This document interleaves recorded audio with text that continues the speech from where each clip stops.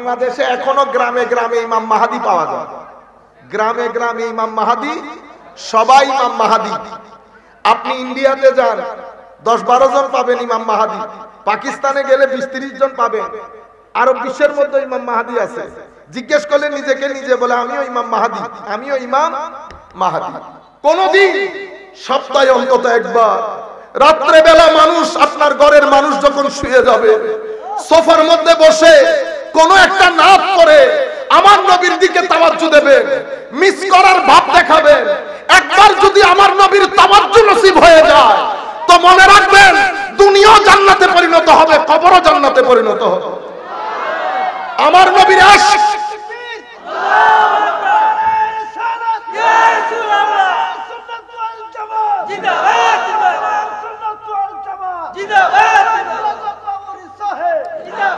আপনারা যদি আমাকে জিজ্ঞেস করেন এক বাক্যে ঈমান বলে কাকে, আমি কোন ধরনের হেজিটেশন বাদ দিয়ে পুরো বাংলার মুসলমানদেরকে সামনে রেখে বলছি, আমার নবীর ইশকের নামই ঈমান। আমার নবীর ইশক যার ভিতরে থাকবে সেই মুমিন হবে। আমার নবীর আদব, ইশক, তাজিম, মুহাব্বত যার ভিতরে থাকবে না, তার ভিতরে আর সব কিছু থাকতে পারে, ঈমান থাকতে পারে না। ঈমান একটা আবহাওয়া চায়, সেটা আমার নবীর প্রতি আদবের আবহাওয়া। ঈমান মুহাব্বতের মাটি চায়, আমার নবীর মুহাব্বতের মাটি বাদে ঈমানের বীজ বাড়ে না। মনে রাখবেন, আমার নবীর ইশক যদি না থাকে চেহারা বিব্রত হয়ে যাবে, চেহারা বিদগুটে হয়ে যাবে, শীতকালীন গাছের মতো হয়ে যাবে। দুনিয়া থেকে চলে যাওয়ার পরে চেহারা বিকৃত হয়ে যাবে যদি আমার নবীর ইশক না থাকে। আমার ভাইয়েরা, কারোর সাথে আমার কোন ধরনের হিংসা বিদ্বেষ নাই। আমি শুধু আপনাদেরকে বলছি, যা করেন করেন, খবরদার আমার নবীর সাথে সম্পৃক্ত একটা সুতোর সাথেও বেয়াদবি করবেন না। সাহাবায়ে কেরাম এটা আমাদেরকে তালিম দিয়েছেন। সাহাবায়ে কেরাম আমার নবীর ক্ষেত্রে এলমের রাস্তায় হাঁটে নাই, সাহাবায়ে কেরাম আকলের রাস্তায় হাঁটে নাই। আমার নবীর ক্ষেত্রে সাহাবায়ে কেরাম ইশকের রাস্তা দিয়ে হেঁটেছে। যদি আকলের রাস্তা দিয়ে হাঁটতো, ইলমের রাস্তা দিয়ে হাঁটতো, সবাইকে বলছি যারা যেখান থেকে বসে শুনছেন, বুকে হাত দিয়ে বলেন তো এদের পক্ষে সম্ভব হতো আমার নবীর থুতু মুবারক নিয়ে মুখে বুকে লাগানো? যদি ইলমের রাস্তা দিয়ে হাঁটতো, আকলকে জিজ্ঞেস করে করে চলতো, কেউ কারো থুতু নিতে পারে? কুল কায়নাতের মধ্যে আমার নবীর আগমনের আগে, আমার নবীর আগমনের পরে পৃথিবীতে কোনোদিন কেউ কারো থুতু নিয়ে মুখে বুকে লাগিয়েছে এটার কোন নজির আছে? স্রষ্টার সৃষ্টির মধ্যে ঘটনা একবার ঘটেছে আমার নবীর জন্য, আমার নবীর থুতু মুবারক নিয়ে মুখে বুকে লাগিয়েছে। আমার ভাই, আপনি আমাকে সুন্নি বলে বলে ঠাট্টা করেন, বাইরের টাকা পয়সা নিয়ে উপহাস করার চেষ্টা করেন, করেন, কোনো অসুবিধা নাই। হযরতে নূহ আলাইহিস সালাম যখন নৌকা বানাচ্ছিলেন সবাই উপহাস করেছে, আল্লাহ সবাই উপহাস করছে। নূহ নৌকা বানাতে থাকো, পৃথিবী দেখবে, টেবিল উল্টাবে। আজকে যারা উপহাস করছে কালকে তাদের চোখে পানি থাকবে। সম্মানিত উপস্থিতি, উপহাস করেন, ঘরের মধ্যে বসে একটু চিন্তা করেন তো আমি কথা যেগুলা বলছি সেগুলা ঠিক কিনা। আমার নবী থুতু মুবারক মুখে বুকে লাগানো সাহাবায়ে কেরাম ইশকের রাস্তা দিয়ে যদি না হাঁটতো এটা সম্ভব হইতো? যদি ইশকের রাস্তায় না হাঁটতো, আমার নবীর চুল মুবারক নিয়ে পকেটে ঢুকিয়ে রাখা, চুল মুবারককে মাটিতে পড়তে না দেওয়া, আমার নবীর চতুর্পার্শ্বে ঘুরে ঘুরে চুল মুবারক হাতে নিয়ে সংরক্ষণ করা, এটা কশ্চিন কালেও সম্ভব হইতো? কশ্চিন কালেও সম্ভব হইতো না। আমার নবীর নখ মুবারককে, আমি যখন নখ মুবারক বলি আপনি বলেন সুন্নিরা বেশি বেশি বলে, আমার ভাই এটা আমরা সাহাবায়ে কেরামের কাছ থেকে শিখেছি। কারণ যদি শুধু আকল দিয়ে চিন্তা করেন এটা নখ, ইশক দিয়ে চিন্তা করলে নখ মুবারক। চুল যদি আকল দিয়ে চিন্তা করেন, চুল মুবারক যদি ইশক দিয়ে চিন্তা করেন, আমাদেরকে এটা আমাদের সাহাবায়ে কেরাম শিখিয়েছেন। আমার নবীর সাহাবীরা আমার নবীর ঘাম মুবারককে আতর হিসেবে ব্যবহার করেছেন। যদি ইলম ও আকলের রাস্তা দিয়ে হাঁটতো, শরীয়তের রাস্তা দিয়ে হাঁটতো নবীর ক্ষেত্রে, শরীয়ত কি বলেছে গাম নেওয়ার জন্য। শরীয়ত কি বলে কারো ব্যবহৃত ওযুর পানি বৈধ না? যদি শরীয়তের রাস্তা দিয়ে হাঁটতো সাহাবায়ে কেরাম এই কাজ করতে পারতেন না। আমার নবীর ক্ষেত্রে সাহাবায়ে কেরাম এশকের এক আজীব एग्जांपल দিয়েছেন। আমার নবী জিজ্ঞেস করছে আজকে কোন দিন? সবাই জানে আজকে কোন দিন। রুয়ে জমিনের মধ্যে আমার নবীর আগে আমার নবীর পরে এই ঘটনা কখনো ঘটে না। সাহাবায়ে কেরাম জবাব দিচ্ছেন আল্লাহু ওয়া রাসূলুহু আ'লাম। হুজুর জেনেও জানি না, জেনেও জানি না। হয়তো আমার নবী চাচ্ছে আজকের দিনের নাম পরিবর্তন করে দেবে। সাহাবায়ে কেরামের জবাব, হুজুর আপনি জানেন আর আপনার খোদা জানেন। ইয়া মুআজ, মুআজ পিছনে দাঁড়ানো। আমার নবীর জবাব লব্বাইকা ওয়া সাদাইকা ইয়া রাসূলুল্লাহ।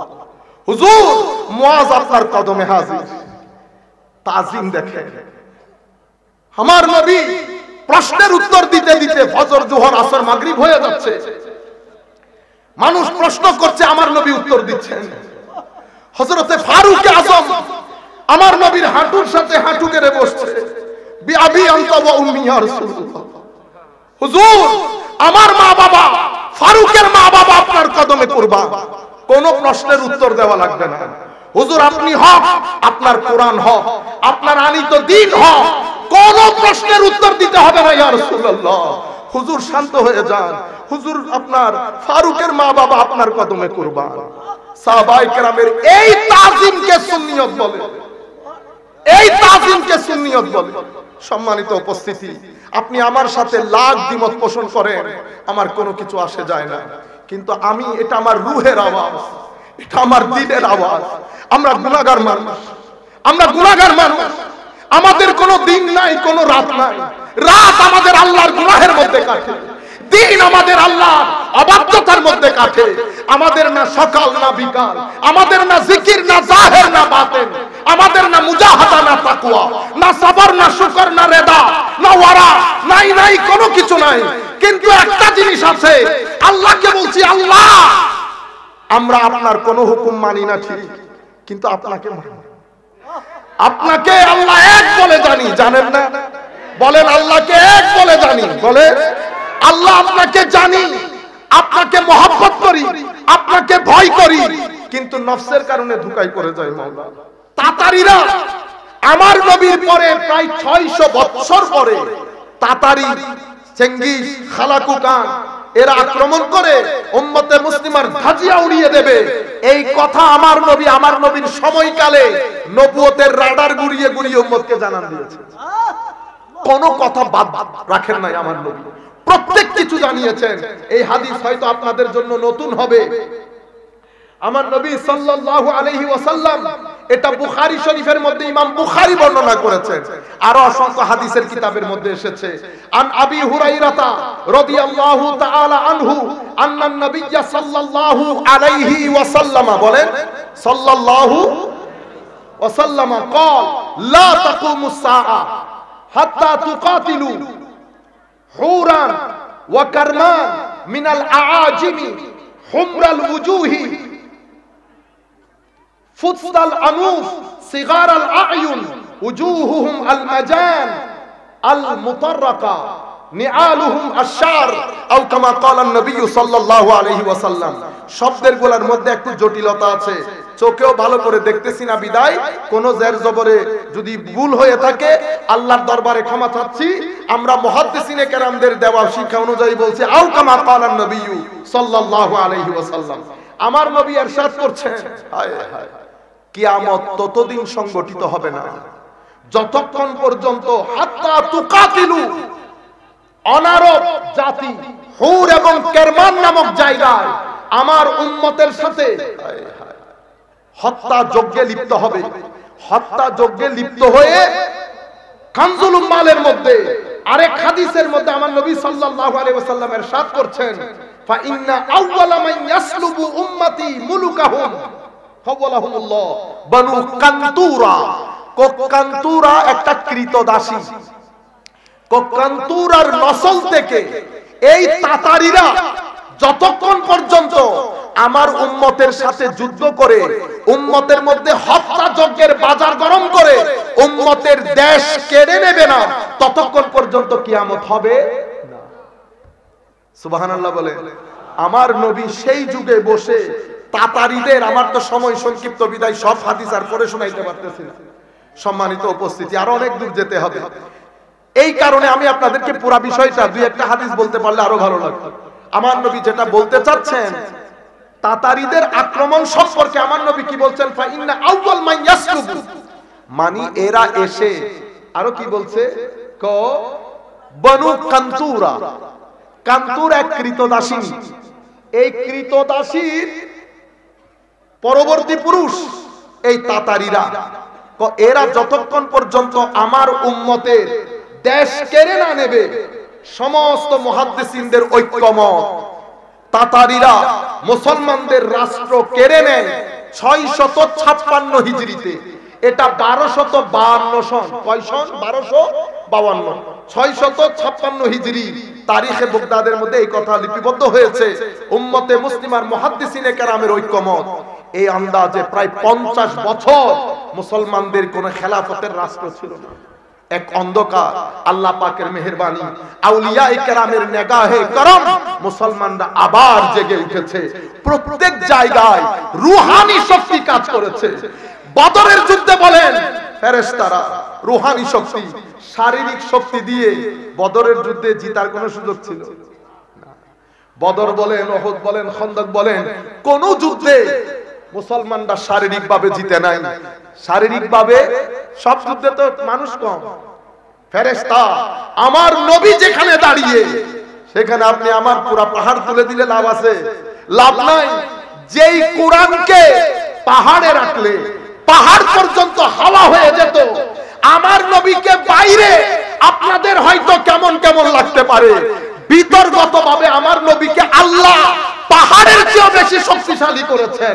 আমার আল্লাহ বলছেন, লাউ আনজালনা হাযাল কুরআনা আলা জাবালিন লারাআইতাহু খাশিআম মুতাসাদ্দিআম মিন খাশিয়াতিল্লাহ তিলকাল আমসালু নাদরিবুহা লিন-নাসি লাআল্লাহুম ইয়াতাফাক্কারুন।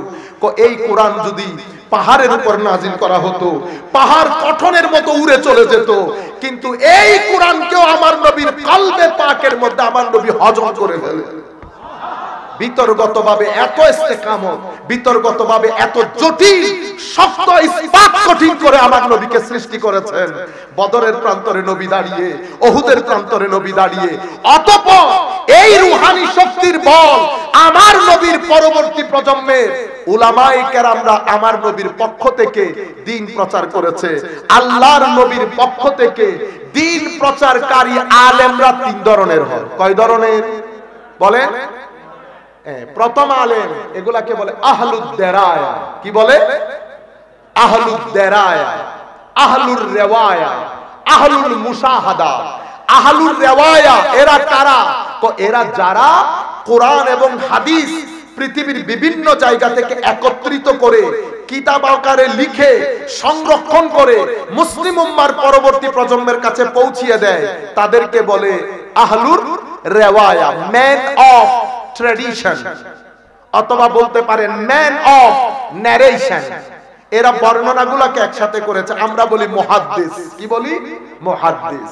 দ্বিতীয় প্রকারকে বলে আহলুদ দেরায়া, আমরা বলি ম্যান অফ অপিনিয়ন। এরা কারা? এরা ইলমে হাদিসের ভিতরে ডুব দিয়ে মনিমুক্তা হুকুম আহকামগুলো আহরণ করে শরীয়তের হুকুমের যারা থাক সাজিয়েছে, ফরজ বলেছে, ওয়াজিব বলেছে, বুঝতে পেরেছেন আপনারা? এরা তারা। মনে রাখবেন, আমার নবীর লক্ষাধিক সাহাবায়ে কেরাম, লক্ষাধিক সাহাবায়ে কেরাম আমার নবী যখন দুনিয়া থেকে চলে যাচ্ছেন, এদের মধ্যে আহলুদ দেরায়া যারা ফিকহ ফতোয়া করতেন, তারা সংখ্যায় অতি নগণ্য। কেন? কারণ আহলুর রিওয়ায়া বেশি হয়। আহলুদ দেরায়া যাদেরকে আল্লাহ আনবিলিভেবল, ইনডেসক্রাইবেবল, ডিপ আন্ডারস্ট্যান্ডিং যাদেরকে আল্লাহ দান করেছেন, যেটাকে তাফাক্কুহ বলে, ডেপথ দান করেছেন, এরা সংখ্যায় সব সময় কম হয়। আমরা কাউকে হিট করার জন্য না, আমরা যারা বাংলাদেশ থেকে ফিকহ পাস করি, আমরা সবাই নিজের নামের আগে মুফতি লিখি, আমার নামের আগে আমি আল্লামা লিখি, আল্লামাও আমার জন্য নাজায়েজ, মুফতিও আমার জন্য। বাংলাদেশের সব ঘরানা মিলে আমরা যদি ফুকাহায়ে কেরাম যাদেরকে মুফতি বলেছেন আমরা যদি তালাশ করি তিনজনও পাবো না, তিনজনও পাওয়া যাবে। আমরা আপনারা ছেড়ে দেন আমার নবীর সাহাবায়ে কেরাম, জলিলুল কদর সাহাবায়ে কেরামের মধ্যে বেশি ফিকহ ফতোয়া করেছেন যাদেরকে কাসীরুল ফতোয়া বলে, কেউ আওসাতুল ফতোয়া, কেউ কলিলুল ফতোয়া। কাসীরুল ফতোয়া মাত্র 7 জন সাহাবী, তার মধ্যে আব্দুল্লাহ ইবনে মাসউদ অন্যতম। আপনারা বুঝতে পারছেন? একবার আবু মুসা আশআরী রাদিয়াল্লাহু তাআলা আনহুকে, আমি নামের মধ্যে হয়তো গলত হতে পারে, জিজ্ঞেস করেছে হুজুর মিরাসের একটা ফতোয়া। এক মানুষ ছেলের ঘরের নাতনি রেখে গেছে, বোন রেখে গেছে, ভাগ্নি রেখে গেছে, সম্পদ কিভাবে বন্টন হবে? আবু মুসা আশআরী ফতোয়া দিয়েছেন, জলিলুল কদর সাহাবী, এবং বলেছেন আপনি যদি আব্দুল্লাহ ইবনে মাসউদকে জিজ্ঞেস করেন উনি একই উত্তর দেবেন। ওই সাহাবী আব্দুল্লাহ ইবনে মাসউদের দরবারে গেছে। দেখেন যিনি প্রশ্ন করছেন উনি তো আমি আপনি না, প্রথম যুগের লোক। তাইলে বোঝা যাচ্ছে আমার নবীর উম্মতের মধ্যে ধাপ 3টা। বেশিরভাগ লোক হচ্ছে প্রশ্নকারী, বেশিরভাগ লোক প্রশ্নকারী, খুব অল্প সংখ্যক লোক আবিষ্কারকারী, আর সামান্য বেশি বর্ণনাকারী। আপনারা বুঝতে পেরেছেন?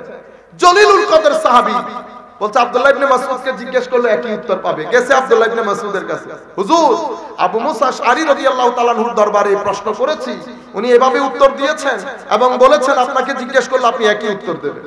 হযরত আব্দুল্লাহ ইবনে মাসউদ রাদিয়াল্লাহু তাআলা আনহু বলছেন না না না, আমি এই উত্তর থেকে নিজেকে উইথড্র করে নিচ্ছি। উনি অন্য আন্দাজে বলেছেন, আমি আপনাদের বোঝার জন্য বলছি, কারণ আরবের কিছু ডায়ালগ আছে, আমি এগুলাকে এক্সাক্ট বাংলায় বলতে গেলে ভুল বুঝাবুঝি সৃষ্টি হবে। হচ্ছে ইমাম মাহদী আলাইহিস সালামের আগমন। কি জিনিস বলেন? ইমাম মাহদীর আগমন। এখন এই বিষয়টা আমি কেন চয়েস করলাম, আপনারাও বা কেন রিকোয়েস্ট করছেন? আপনারা হয়তো জানেন বাংলাদেশে এখনো গ্রামে গ্রামে ইমাম মাহদী পাওয়া যায়, গ্রামে গ্রামে ইমাম মাহদী, সবাই ইমাম মাহদী। আপনি ইন্ডিয়াতে যান 10-12 জন পাবেন ইমাম মাহদী, পাকিস্তানে গেলে 20-30 জন পাবেন, আরব বিশ্বের মধ্যে ইমাম মাহদী আছে। জিজ্ঞেস করলে নিজেকে নিজে বলে আমিও ইমাম মাহদী, আমিও ইমাম মাহদী। আমার নবী কোন বিষয়ে উম্মতকে রাতের অন্ধকার তো দূরের কথা, আমার নবী উম্মতকে সন্ধ্যার অন্ধকারের মধ্যে রেখে যান নাই। প্রত্যেক বিষয় আমার নবী দুধ কা দুধ পানি কা পানি করে গেছেন। আমি নিজের কানে বাংলাদেশের একজন অন্য ঘরানার বক্তা, অনেক জনপ্রিয় বক্তা, আমি তার মুখেও শুনেছি তাফসীরুল কোরআন মাহফিলের নাম দিয়ে সাধারণ মানুষ যেহেতু অসম্ভব সাধারণ, কোনো কিছুই জানে না কোরআন হাদিস সম্পর্কে, যেখানে বাংলাদেশে 95% মুসলমান কোরআন শরীফই পড়তে জানে না, বুঝা তো দূরের কথা। তো স্বাভাবিকভাবে আমি তাদেরকে যেদিকে চালাবো তারাও সেদিকে চলবে। উনি মাহাদির কথা শোনাচ্ছেন আর আমাদের সাধারণ জনগণ ঠিক বলে চিল্লানি দেন। আমি চাই, কারো প্রতি আমাদের কোনো বিদ্বেষ নাই, আমি চাইবো এই বিষয়ে আমরা বক্তব্য রাখছি, আমি চাইবো আমরা যারা আছি পক্ষের বিপক্ষের অন্য ঘরানা কারো সাথে কোনো ধরনের হিংসা নাই, বিদ্বেষ নাই, আমরা সবাই এক। দয়া করে শুনবেন এবং অনুরোধ রাখবো এই বিষয়ে জাতিকে যেন বিভ্রান্ত করা না হয়। সম্মানিত উপস্থিতি, প্রথম যেখান থেকে আলোচনাটা শুরু করব, যে একটা বিষয় তো ক্লিয়ার, মুসলিম উম্মার আবার পুনর্জাগরণ হবে ইমাম মাহদীর আগমনের মাধ্যমে। এটা নিয়ে উম্মতে মুসলিমার মধ্যে, আমি কি বলছি, উম্মতে মুসলিমার মধ্যে কোন শতাব্দীতে কোন ধরনের দ্বিমত ছিল না। এটার উপর ইজমায়ে উম্মত প্রতিষ্ঠিত হয়েছে। শিয়াদের সাথে শুধু আহলে সুন্নাত ওয়াল জামাতের এই আকীদার ক্ষেত্রে ফারাক এতটুকু, শিয়ারা বলে ইমাম মাহদীর আগমন হয়ে গেছে, হাসান আসকারী রাদিয়াল্লাহু তাআলা আনহুর ছেলে, ইমাম মাহদীর আগমন হয়ে গেছে, 4 বছর পরে উনি গায়েব হয়ে গেছেন। উনি এখন কোন জায়গার মধ্যে লুকায়িত আছেন, পরবর্তীতে আসবেন। আহলুস সুন্নাহ ওয়াল জামাত সেটা মনে করে না। আহলুস সুন্নাহ ওয়াল জামাতের রায় হচ্ছে ইমাম মুহাম্মদ বিন আব্দুল্লাহ, আমি বাংলাতে পড়ছি আরবিতে না, ইমাম মুহাম্মদ বিন আব্দুল্লাহ ওনার নাম। উনি মদিনা শরীফে জন্মগ্রহণ করবেন। কোথায় জন্মগ্রহণ করবেন? জন্মগ্রহণ করবেন। ইমাম মাহদী আলাইহিস সালাম, অনেকেই আবার অতিমাত্রায় রেশনাল আর্গুমেন্ট, বেশি ইন্টেলেকচুয়াল, ওনারা আবার ইমাম মাহদীকে অস্বীকার করেন। যারা ইমাম মাহদীকে অস্বীকার করবে, যারা ইমাম মাহদীকে, ইমাম মাহদীর আগমনকে অস্বীকার করবে, আমরা তাদেরকে একেবারে কোনো সন্দেহ ছাড়া পথভ্রষ্ট বলতে পারবো। কেন? কারণ ইমাম মাহদী সম্পর্কে যে হাদিসগুলা রচিত হয়েছে, যে বর্ণিত হয়েছে, সেই হাদিসগুলার মধ্যে মুতাওয়াতির পর্যায়ের হাদিসও আছে। কি পর্যায়ে? আপনারা সাধারণ মানুষ, আমি বিনয়ের সাথে আপনাদেরকে অনুরোধ করছি, আমার ভাই তাহেরি যখন আসবে আপনাদের খাদ্যের যোগান দিবে, আপনারা শুধু আমাকে একটু সাপোর্ট করেন, বসে থাকেন, বুঝলেও বসে থাকেন, না বুঝলেও বসে থাকেন। আমি আজকে ঘটনা হয় কি জানেন, আপনাদের মাধ্যমে মাহফিল জমাই, মাহফিল আপনাদের মাধ্যমে আপনাদেরকে বসে মোস্টলি আমি কথা শোনানোর চেষ্টা করি বাইরের মানুষকে, আপনাদেরকে না। ও ভাই আপনি তো আমার ঘরের লোক, ঠিক না? ঘরের লোক যদি না হতেন এখানে আসতেন, ঘরের লোক বিদায় তো এসেছেন, তো আমি ঘরের লোককে ডেকে কথা শোনাই কাদেরকে? বাইরের লোককে। আপনারা ধৈর্য ধারণ করে বসে থাকবেন, আমার নবী খুশি হবেন, আমার নবী খুশি হবে। আমি আপনাদেরকে বলতে চাচ্ছি, হাদিস শাস্ত্রের সবচেয়ে উচ্চ মাপের, উঁচু মানের হাদিসকে হাদিসে মুতাওয়াতির বলে। এটা মাদ্রাসার যারা উলামায়ে কেরাম যারা দেখছেন ওনারা জানেন, মুতাওয়াতির হাদিস ইলমে ইয়াকিনের ফায়দা দেয়। এই জন্য হাদিসে মুতাওয়াতির অস্বীকার করলে কুফর হয়, হাদিসে সহিহ অস্বীকার করলে কুফর হয় না। মুতাওয়াতিরের মাধ্যমে ইয়াকিনের ফায়দা হয়, হাদিসে সহিহর মাধ্যমে জানের ফায়দা হয়। যাই হোক, এই সংক্রান্ত হাদিস কিছু মুতাওয়াতির, কিছু মরফু, কিছু সহিহ, কিছু হাসান, কিছু দাঈফ। আমার সম্মানিত শিক্ষকের মুখে শুনেছি, উনি বলেছেন আমার চোখে ইমাম মাহদী সংক্রান্ত প্রায় 200 হাদিস আমি নিজে পড়েছি। আমার শায়েখ উস্তাদ বলছেন, যুগের অন্যতম মুহাদ্দিস, উনি বলার পরে বলছেন এটার মানে এই না যে আমি যা দেখেছি তা, আল্লাহ পাক জানে এই সংক্রান্ত আমার নবী কতটা হাদিস বলেছে। আল্লাহ জানেন এই সংক্রান্ত আমার নবী কয়টা হাদিস বলেছেন। তাহলে এই ব্যাপারটা স্পষ্ট হয়ে গেছে যে ইমাম মাহদীর আগমন এটা উম্মতের ইজমা সাধিত হয়েছে, ঐক্যমত্য। ইমাম সুফিয়ান সৌরি, যাকে আমরা আমিরুল মুমিনিন ফিল হাদিস বলি, উনিও ইমাম মাহদীর সংশ্লিষ্ট বর্ণিত হাদিস থেকে ইস্তেমবাত করেছেন, ইস্তেদলাল করেছেন।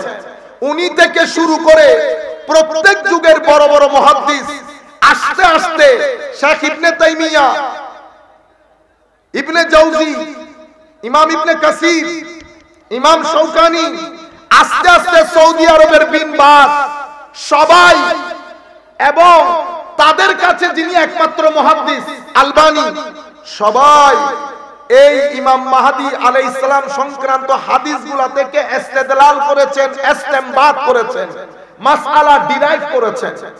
এবং এই বিষয়ের উপর আলাদা রেসালা, ছোট্ট পুস্তিকা রচনা করেছেন কারা কারা। আমি জাস্ট আপনাদেরকে ইম্পর্টেন্সটা বোঝার জন্য, ইমাম আবু নুআইম বিন হাম্মাদ রাদিয়াল্লাহু তাআলা আনহু, উনি ইন্তেকাল করেছেন 228 হিজরিতে। আপনারা এই সূচনা বক্তব্যের জন্য একটু দাঁড়াইতে হবে, আমি পরবর্তীতে যখন চলে যাব আপনাদের ভালো লাগবে। পরবর্তী ফিনিশিং একটু ধৈর্য ধরে আমার এই কথাগুলা শোনেন, কারণ অসংখ্য লোক এখানে ওয়েট করছে, তাদের লাভ হবে, আপনারাও শুনে বরকত হাসিল করেন। পরবর্তীতে আপনাদের বক্তব্য আসছে ইনশাআল্লাহ, আর আমার ভাই তাহেরি আসলে আপনাদেরকে পরিপূর্ণ ফুট দেবে ইনশাআল্লাহ। আমি বলতে চাচ্ছি ইমাম আবু নুআইম বিন হাম্মাদ ওনার ওফাত ইন্তেকাল করেছেন 228 হিজরিতে। কিতাবুল ফিতানের মধ্যে হযরতে ইমাম মাহদীর আগমন সংশ্লিষ্ট হাদিসগুলোকে জমা করেছেন। এর পরবর্তীতে উনি ইমাম বুখারী, মুসলিম এবং সিয়াসিত্তার আইম্মায়ে কেরামের শাইখ উস্তাদ ইমাম আবু নুআইম বিন হাম্মাদ। এরপর ইমাম আব্দুর রাজ্জাক বিন হাম্মাম ওফাত 211 হিজরি, উনিও রিসালা লিখেছেন। ইমাম আবু বকর ইবনে আবি শাইবা, ইমাম ইবনে মাজাহ, ইমাম আবু দাউদ, ইমাম তিরমিজি, ইমাম খুজাইমা ইবনে খুজাইমা, ইমাম ইবনে হিব্বান, ইমাম ইবনে কাসির, ইবনুল কাইয়িম আল জাওজি, ইমাম শাওকানি, জালালউদ্দিন সুয়ুতি, নওয়াব সিদ্দিক হাসান খান বুপালি, সবাই, আমি তো আটার মধ্যে লবণের সিটা দিচ্ছি, এই সব বুজুর্গানে দিন এই বিষয়ের উপর স্বতন্ত্র রিসালা লিখে ইমাম মাহদী আলাইহিস সালামের আগমন সংশ্লিষ্ট হাদিসগুলোকে একসাথে করেছেন। এই যুগে এসে আপনি যদি বলেন না, কি বলেন না, তাইলে বুঝতে হবে আপনি ইসলামিক ক্লাসিক্যাল সায়েন্সের লোক না, আপনি অন্য বিষয়ের মানুষ। এখানে এসে বেশি যুক্তি খাটাতে গিয়ে জিনিসগুলো আপনার বুঝে আসতেছে না। তাহলে এতটুকুন পর্যন্ত এটা আমার সূচনা বক্তব্য ছিল, শুধু আপনাদেরকে এই জিনিসটা বুঝানো যে ইমাম মাহদী আলাইহিস সালাম সম্পর্কে কেউ বলে না না আসবেন না, কেউ বলে প্রত্যেক শতাব্দীতে ইমাম মাহদী, উনিও মাহদী উনিও মাহদী। বাংলাদেশের মধ্যে 2-3 বার নিউজও হয়েছে ইমাম মাহদী।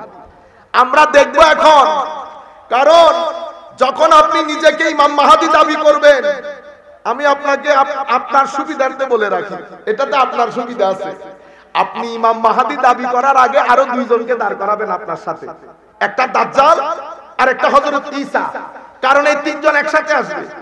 আপনি শুধু যদি মাহদী হন তো ঈসা আর দাজ্জালও থাকতে হবে। সেই কারণে আমাদের এশিয়া মহাদেশের মধ্যে কাদিয়ানি, গোলাম আহমদ কাদিয়ানিকে চিনেন না? সেই প্রথমে নিজেকে ইমাম মাহদী দাবি করছে। দাবি করার পর সে যখন শুনেছে যে ইমাম মাহদীর সাথে হযরত ঈসা আসবেন, তো সে নিজেকে ঈসাও দাবি করছে, ঈসা মাসীহ। পরবর্তীতে যখন শুনেছে এটার সাথে দাজ্জালও আসবে, তো এখানে আর দাবি করে না, এখানে আর দাবি করে না। তাহলে আমি আপনাদেরকে সিম্পল একটা বিষয় শিখিয়ে দিচ্ছি, কেউ যদি বলে ইমাম মাহদী, জিজ্ঞেস করবেন আপনার যুগের ঈসাকে এবং আপনার যুগের দাজ্জালকে, কারণ আসলে এই 3 জন একসাথে আসবে, মাহদী, মাসীহ এবং দাজ্জাল। শুধু আপনি মাহদীগিরি হইলে তো আপনি বড় দাজ্জাল। আপনি যখন দাঁড়াবেন প্যাকেজ নিয়ে দাঁড়াতে হবে। কি নিয়ে? Full package. ইনি মাহদী, ইনি দাজ্জাল, ইনি হযরতে ঈসা। যদি এখন আমার ভাই, আমাদের এখানে তো সবাই আন্তর্জাতিক, বলেন না মুফাসসিরে, সবাই আন্তর্জাতিক মুফাসসিরে কুরআন। আমাদের দুর্ভাগ্য, যাদের স্টেজের মধ্যে আন্তর্জাতিক মুফাসসিরে কুরআন আছে তারা ঐক্যবদ্ধ না, তারা ঐক্যবদ্ধ না, রাজনীতির ময়দানে তাদের অবস্থান শক্ত না। আমরা যেহেতু এটা মাহফিল, এখানে তো আমরা রাজনীতির কথা বলতে পারবো না, আমি জাস্ট একটা ইনফরমেশন আপনাদেরকে দিচ্ছি। তাদের এই ঐক্যবদ্ধ না হওয়ার কারণে যারা আন্তর্জাতিক মুফাসসির, তাদের তাফসীরের মধ্যে 5 জন লোক বসে না। আর যাদের রাজনৈতিকভাবে অবস্থান অনেক শক্ত এবং ঐক্যবদ্ধ, ওনারা ধ্বজ মানুষ একটাকে দাঁড় করিয়ে দেন, তাকে আন্তর্জাতিক হিসেবে প্রতিষ্ঠা করে ছেড়ে দেন। আন্তর্জাতিককে ঘরের ভিতরে ঢুকিয়ে কোরআনের কর কান মুসরাইতে বললে পুরুষ মুসরাইতে পারে না, কিন্তু আন্তর্জাতিক বানিয়ে ছেড়ে দেন। আন্তর্জাতিক কখনো বসে গান করে, কখনো বসে গান করে, কখনো 2-3 লফজ বাদে মুসরাইয়া একটু ইংরেজিতে কথা বলে। আপনারা বুঝতে পেরেছেন আজীব ধোঁকার মধ্যে আমরা আছি। আমার নবী সব কথা আমাদেরকে বলে গেছেন, আমরা পরবর্তীতে শুনবো কি কি কথা আমার নবী আমাদেরকে বলে গেছেন। আমি জাস্ট আপনাদেরকে একটা সামনের দিকে নিয়ে যাচ্ছি আস্তে আস্তে করে করে। সম্মানিত উপস্থিতি,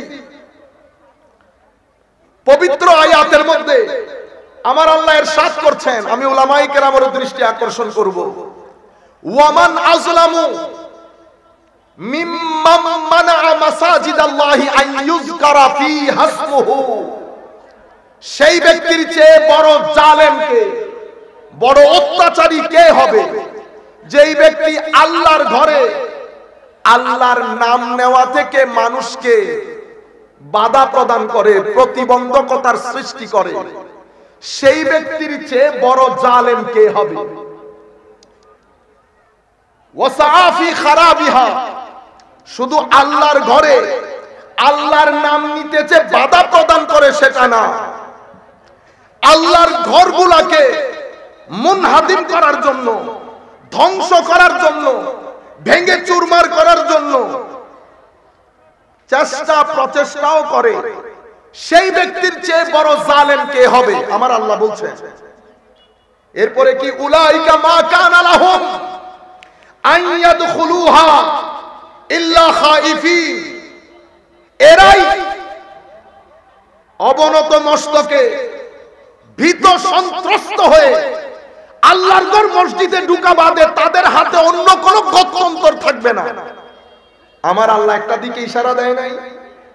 আয়াতের অর্থ আবার বলছি, আবার বোঝার চেষ্টা করে। সেই ব্যক্তির চেয়ে বড় জালেম কে, অত্যাচারী, যেই ব্যক্তি আল্লাহর ঘরে আল্লাহর নামের স্মরণ করা থেকে মানুষকে বিরত রাখে, প্রতিবন্ধকতার সৃষ্টি করে, বাধার সৃষ্টি করে এবং আল্লাহর ঘর ধ্বংস করার পায়তারা করে, সেই ব্যক্তির চেয়ে বড় জালেম কে?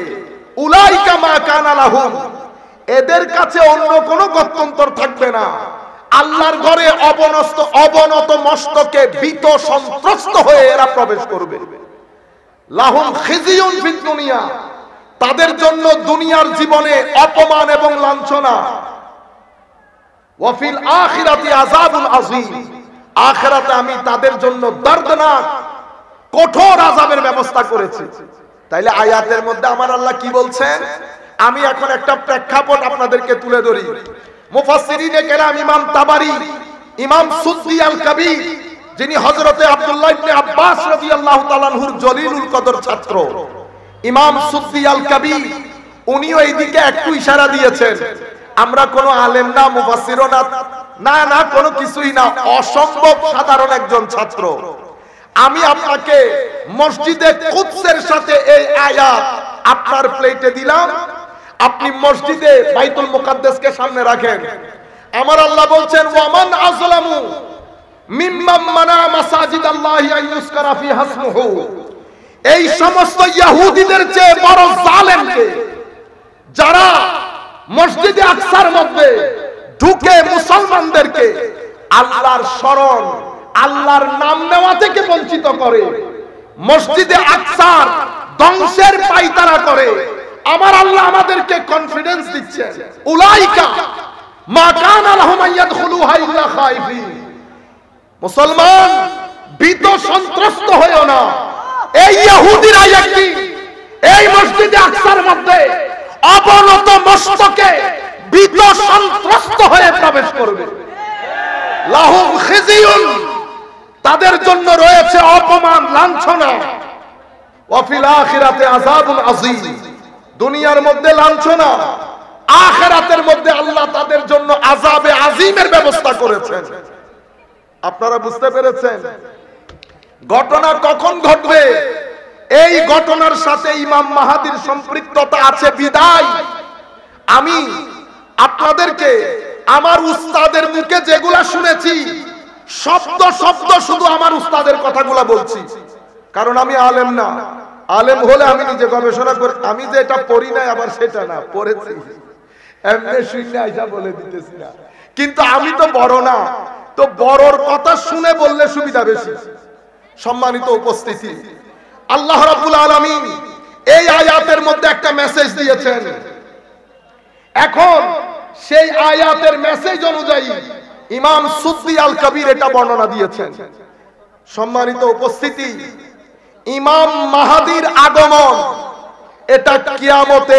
ক্লাসের মধ্যে শিক্ষক কথা বলে, আমাদের উলামায়ে কেরাম না পারে, সব আমার সিনিয়র এখানে বড় বুজুর্গানে দিন অবস্থান করছে, বড় বড় আলেম। আমরা তো একেবারে সাধারণ ছাত্র, সিস্টেমে পড়ে চেয়ারে বসে গেছি। সম্মানিত উপস্থিতি, কিয়ামতের আলামত তিন ধরনের। আমি আপনাদের দৃষ্টি আকর্ষণ করব, এখানে আমাদের সবার জন্য শিক্ষা রয়েছে। কিয়ামতের আলামত কয় ধরনের? তিন ধরনের। নাম্বার 1, আমার নবীর আগমন এবং আমার নবীর দুনিয়া থেকে প্রস্থান এবং সাহাবায়ে কেরাম সবাই দুনিয়া থেকে চলে যাওয়া, এটা কিয়ামতের প্রথম আলামত। কি বললাম? কিয়ামতের আলামত তিন ধরনের। প্রথম ধরনের আলামত আমার নবীর দুনিয়াতে আগমন, অতঃপর দুনিয়া থেকে প্রস্থান, অতঃপর সমস্ত সাহাবায়ে কেরাম দুনিয়া থেকে চলে যাওয়া, এটা কিয়ামতের প্রথম আলামত। কিয়ামতের দ্বিতীয় আলামত দৌড়ে ফিতান, হযরতে উসমানে গনির শাহাদাত, হযরতে আলীর শাহাদাত, ফারুক আজমের শাহাদাত, আবু বকর সিদ্দিক রাদিয়াল্লাহু তাআলা আনহুর সময়কালে যাকাত অস্বীকারীদের বিরুদ্ধে যুদ্ধ, ওখান থেকে কিয়ামতের ছোট ছোট আলামতগুলা বের হওয়া শুরু হয়েছে। এগুলাকে আলামাতে সুগরা বলে, ছোট ছোট আলামত। সেখান থেকে শুরু হয়েছে আজকের দিন পর্যন্ত আমরা কিয়ামতের ছোট ছোট আলামতগুলার ভিতর দিয়ে আমাদের জীবন অতিবাহিত করছি। এটার শেষ কখন হবে না আমি জানি না আপনি জানেন, আমার আল্লাহ আমাদেরকে জানান নাই, আমার নবীও আমাদেরকে জানান নাই। কতদিন পর্যন্ত এই ছোট ছোট আলামতগুলা চলবে? আমার নবী বিভিন্ন রিওয়ায়াতের মধ্যে কিয়ামতের ছোট ছোট আলামতগুলার একটা চিত্র আমাদেরকে দিয়েছেন। আমি মাজমাউজ জাওয়ায়েদ কিতাব থেকে আমার উস্তাদের মুখে যেটা শুনেছি এবং বুখারী মুসলিম বা অন্যান্য হাদিসের কিতাবে ছড়ানো ছিটানো, আমার নবী কিয়ামতের ছোট ছোট যে আলামতের চিত্র আমাদেরকে দিয়েছে, আমরা সেই চিত্র আপনাদের সামনে পড়ব, আমরা মনোযোগ দেব, মন দিয়ে সেগুলা ধারণ করব, আল্লাহর দরবারে দোয়া করব। আমার নবী যখন এই আলামতগুলো বর্ণনা দিচ্ছেন, আমার নবীর অন্তর নিশ্চয়ই অনেক খারাপ হয়েছে। আমার নবী মানসিক যন্ত্রণা নিয়ে এই আলামতগুলো বর্ণনা দিয়েছেন। আমরা প্রত্যেকই আলামতগুলো শুনে নিজের জীবনের সাথে মিল করে দেখব। যদি কোনোটা আমার সাথে মিলে যায়, আল্লাহর দরবারে তওবা করে বলবো, আল্লাহ, ইমামুল মুরসালিন নবীর মুখ নিঃসৃত কিয়ামতের আলামত সংশ্লিষ্ট বর্ণিত কোন হাদিসের সাথে যেন মাওলা আমার জীবনের সাথে সংশ্লিষ্টতা না থাকে। মাওলা, আমি যেন ওখান থেকে পাক পবিত্র হয়ে পৃথিবী থেকে যেতে পারি। সবাই বলেন আমিন। সম্মানিত উপস্থিতি, আমার নবীকে মিস করবেন। আমার নবীর মহব্বতে কান্না না আসলেও চোখ দিয়ে কান্না কান্না ভাব দেখাবেন। কোনদিন সপ্তাহে অন্তত একবার রাত্রে বেলা মানুষ, আপনার ঘরের মানুষ যখন শুয়ে যাবে, সোফার মধ্যে বসে কোন একটা নাত করে আমার নবীর দিকে তাওয়াজ্জু দেবেন, মিস করার ভাব দেখাবেন। একবার যদি আমার নবীর তাওয়াজ্জু নসিব হয়ে যায়, তো মনে রাখবেন দুনিয়াও জান্নাতে পরিণত হবে, কবরও জান্নাতে পরিণত হবে। আমার নবীর আশিক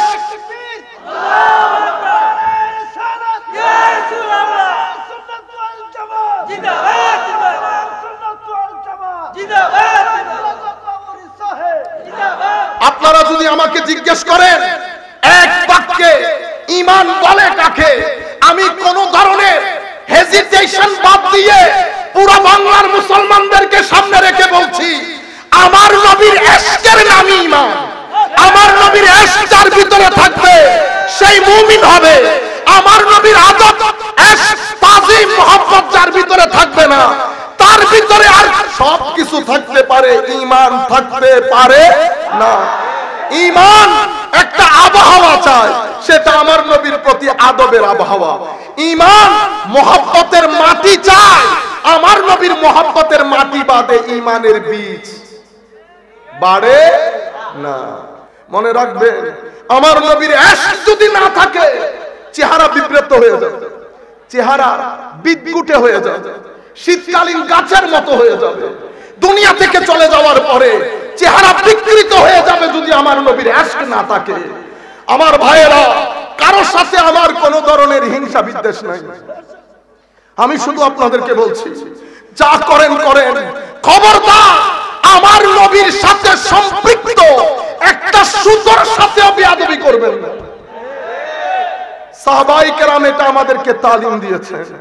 সাহাবায়ে কেরাম আমার নবীর ক্ষেত্রে এলমের রাস্তায় হাঁটে নাই, সাহাবায়ে কেরাম আকলের রাস্তায় হাঁটে নাই। আমার নবীর ক্ষেত্রে সাহাবায়ে কেরাম ইশকের রাস্তা দিয়ে হেঁটেছে। যদি আকলের রাস্তা দিয়ে হাঁটতো, ইলমের রাস্তা দিয়ে হাঁটতো, সবাইকে বলছি যারা যেখান থেকে বসে শুনছেন, বুকে হাত দিয়ে বলেন তো এদের পক্ষে সম্ভব হতো আমার নবীর থুতু মুবারক নিয়ে মুখে বুকে লাগানো?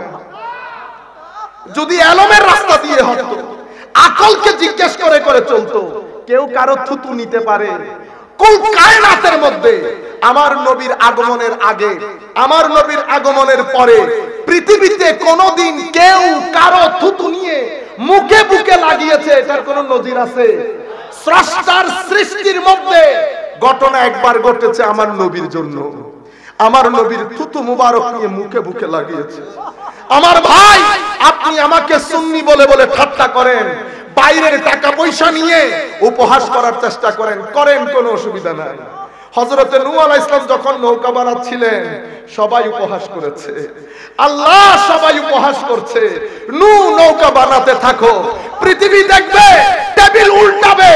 আজকে যারা উপহাস করছে কালকে তাদের চোখে পানি থাকবে।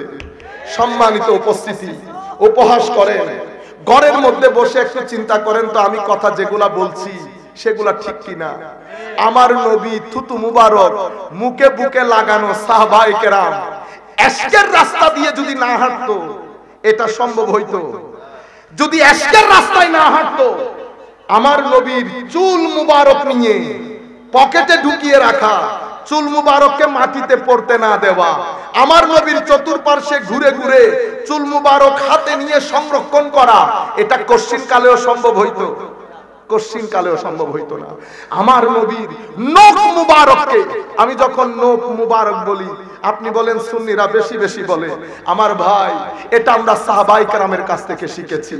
কারণ যদি শুধু আকল দিয়ে চিন্তা করেন এটা নখ, ইশক দিয়ে চিন্তা করলে নখ মুবারক। চুল যদি আকল দিয়ে চিন্তা করেন, চুল মুবারক যদি ইশক দিয়ে চিন্তা করেন, আমাদেরকে এটা আমাদের সাহাবায়ে কেরাম শিখিয়েছেন। আমার নবীর সাহাবীরা আমার নবীর ঘাম মুবারককে আতর হিসেবে ব্যবহার করেছেন। যদি ইলম ও আকলের রাস্তা দিয়ে হাঁটতো, শরীয়তের রাস্তা দিয়ে হাঁটতো নবীর ক্ষেত্রে, শরীয়ত কি বলেছে গাম নেওয়ার জন্য? শরীয়ত কি বলে কারো ব্যবহৃত ওযুর পানি বৈধ? না।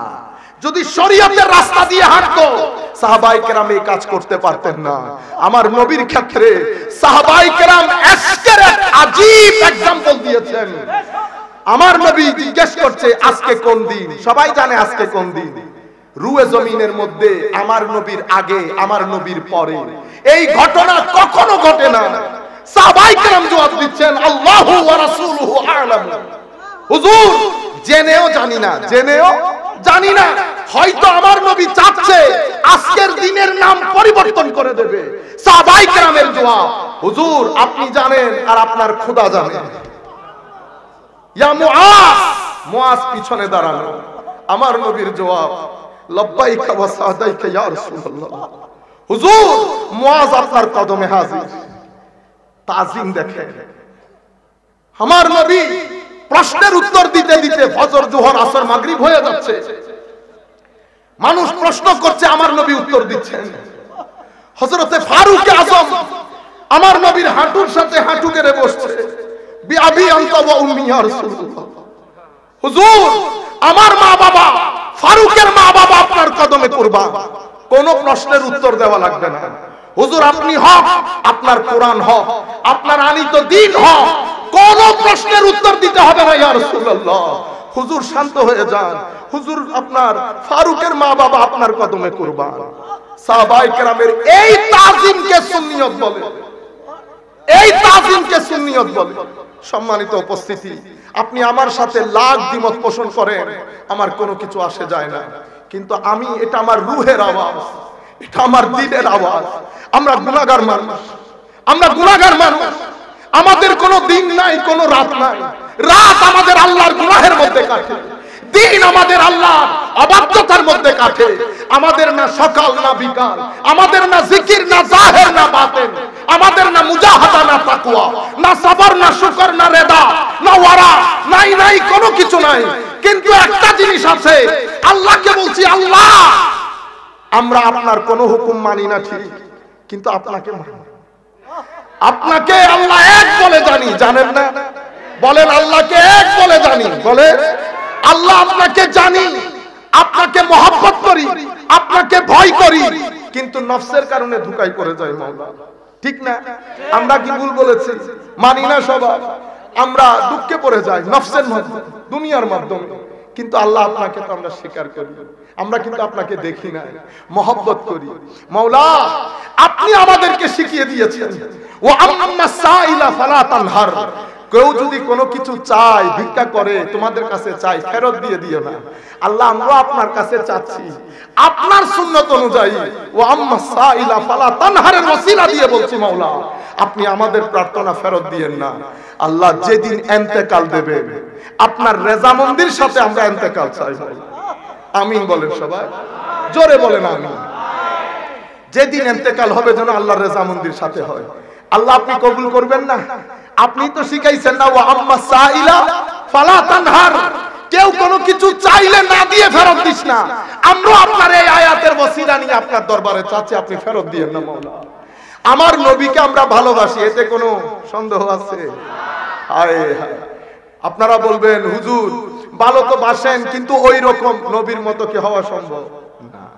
আমরা গুনাহে পড়ে যাই, দুঃখে পড়ে যাই, কিন্তু আমার নবীকে যে আমরা প্রেম করি এতে কোনো সন্দেহ নাই। আল্লাহর দরবারে দোয়া, আল্লাহ যেন আমাদের এই প্রেমকে আমাদের ইত্তেবায়ে পরিণত করে, এটার মধ্যে আমাদেরকে যেন ইস্তেকামত নসিব করে। সবাই আমিন বলেন। সম্মানিত উপস্থিতি, কিয়ামতের আলামত তিন ধরনের। প্রথম আমার নবীর আগমন, আমার নবীর প্রস্থান এবং সাহাবায়ে কেরামের চলে যাওয়া, এটা প্রথম। দ্বিতীয়, এগুলো আমি কিয়ামতে আলামাতে সুগরা, ছোট আলামত। ছোট আলামত গুলা ওই একদম প্রথম যুগ থেকে শুরু হয়েছে, যুদ্ধ, বিগ্রহ, শাহাদাত, এগুলাকে দৌড়ে ফিতান বলে। আস্তে আস্তে উম্মতে মুহাম্মাদী আব্বাসী আমলে তাতারি, খালাকু, চেঙ্গিস খান, মঙ্গল, এদের মাধ্যমে উম্মতে মুসলিমার ইতিহাসে সবচেয়ে বেশি দুর্দিনের শিকার হয়েছেন তাতারিদের হাতে। এক ব্যক্তি আমাকে, বাইরের লোক, আমাকে বলছেন তোমাদের উত্থান সম্পর্কে তোমরা কি মনে হয়, সম্ভব হবে কখনো?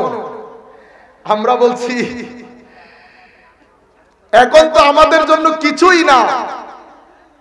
আমরা যখন 654 হিজরির দিকে তাতারিরা, মঙ্গলরা, চেঙ্গিস খান এবং এরা মিলে উম্মতে মুসলিমা 21 থেকে 22 লক্ষ মুসলমান হত্যা করেছে। কয় লক্ষ? 21 থেকে 22 লক্ষ মুসলমান হত্যা করেছে। 4-5 দিন ফুরাত নদী মুসলমানের রক্তে লাল ছিল। মুসলমানদের প্রায় 65 ভাগ এলমের কন্ট্রিবিউশন, তাদের লিখিত কিতাবপত্র দাজলা ফুরাত নদীর মধ্যে ভাসিয়ে দিয়েছে। 50 বছর রুয়ে জমিনের মধ্যে মুসলমানদের রেগুলার কোনো খেলাফত ছিল না। অত্যাচারের এক আজীব তামাশা, আজীব দুনিয়া ছিল। আজকে মসজিদ আকসার মধ্যে যেটা হচ্ছে সেটা ওই তুলনায় কোনো কিছুই না। 50 বছর পরে মুসলমানরা আবার দাঁড়িয়ে যায়। বলেন দেখি কিসের ভিত্তিতে দাঁড়ায়? আল্লাহর ওলিদের রুহানি নজর দিয়ে। কিসের ভাবে? আল্লাহর ওলিদের রুহানি নজরের মাধ্যমে। আবার এই তাতারিরা ইসলাম কবুল করে, অতঃপর তুর্কি উসমানী আমলে মুসলমানরা ফির 500 বছরের বেশি কুল কায়নাতের মধ্যে মুসলমানের হুকুমত প্রতিষ্ঠিত হয়। কিন্তু ওই 50 বছর মুসলমানদের জন্য একটা কালো অধ্যায় ছিল, শুনশান নীরবতা। কারণ মুসলমানরা পারস্পরিক যুদ্ধ লোক, যেটা আজকের দিন পর্যন্ত মুসলমানরা ছাড়তে পারে না। মুসলমানদেরকে 5 টাকা দিলে কিনা যায়। যত বড়ই হন, এই লোক, এই লালসা, এই দুনিয়াদারি আমার আল্লাহ বলেছেন বান্দা আমি সময় দিয়েছি, সময় দিয়েছি, সময় দিয়েছি, কেউ শুনে নাই। তারা আছে পরস্পর গ্রুপিং এর মধ্যে, ফেরকা, এখানে ও ওখানে। বাবার ইন্তেকালের পরে হুকুমত কাকে দেয়া হবে, 5 ছেলের মধ্যে ভাগ করে করে মুসলমান দুর্বল হতে হতে এমন অবস্থায় পৌঁছেছে, মঙ্গোলিয়ারা এসে মুসলমানদেরকে কচু কাটা কাটে। শেষে এই মুসলমান প্রায় 50 বছর আওয়াজ শব্দ করার লোক নাই।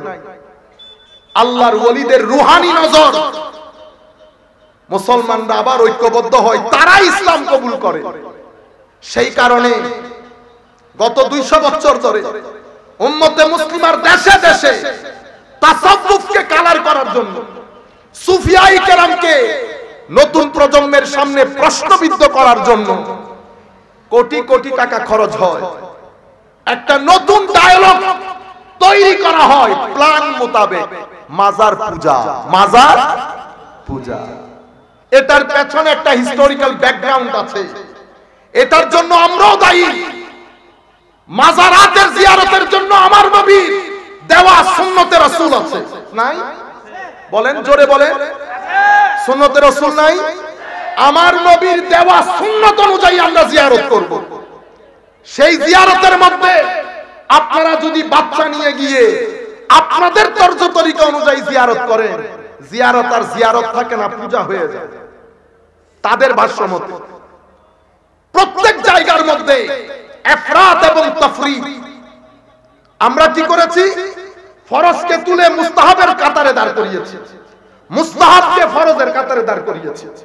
আরেকজন এসে তাফরিদ করেছে। কি করেছে? তাফরিদ। ইফরাতের মাধ্যমে দ্বীনের ভিতরে গুলুম এবং বেদাত ঢুকেছে। আরেক দল মাজার জিয়ারতকে অস্বীকার করে দিয়েছে, কি বললো? মাজার পূজা। এরা করেছে তাফরিদ। এদের মাধ্যমে উগ্রতা ঢুকেছে, বেয়াদবি ঢুকেছে। তাইলে কয়টা হলো? ইফরাত মুখস্থ করে ফেলে।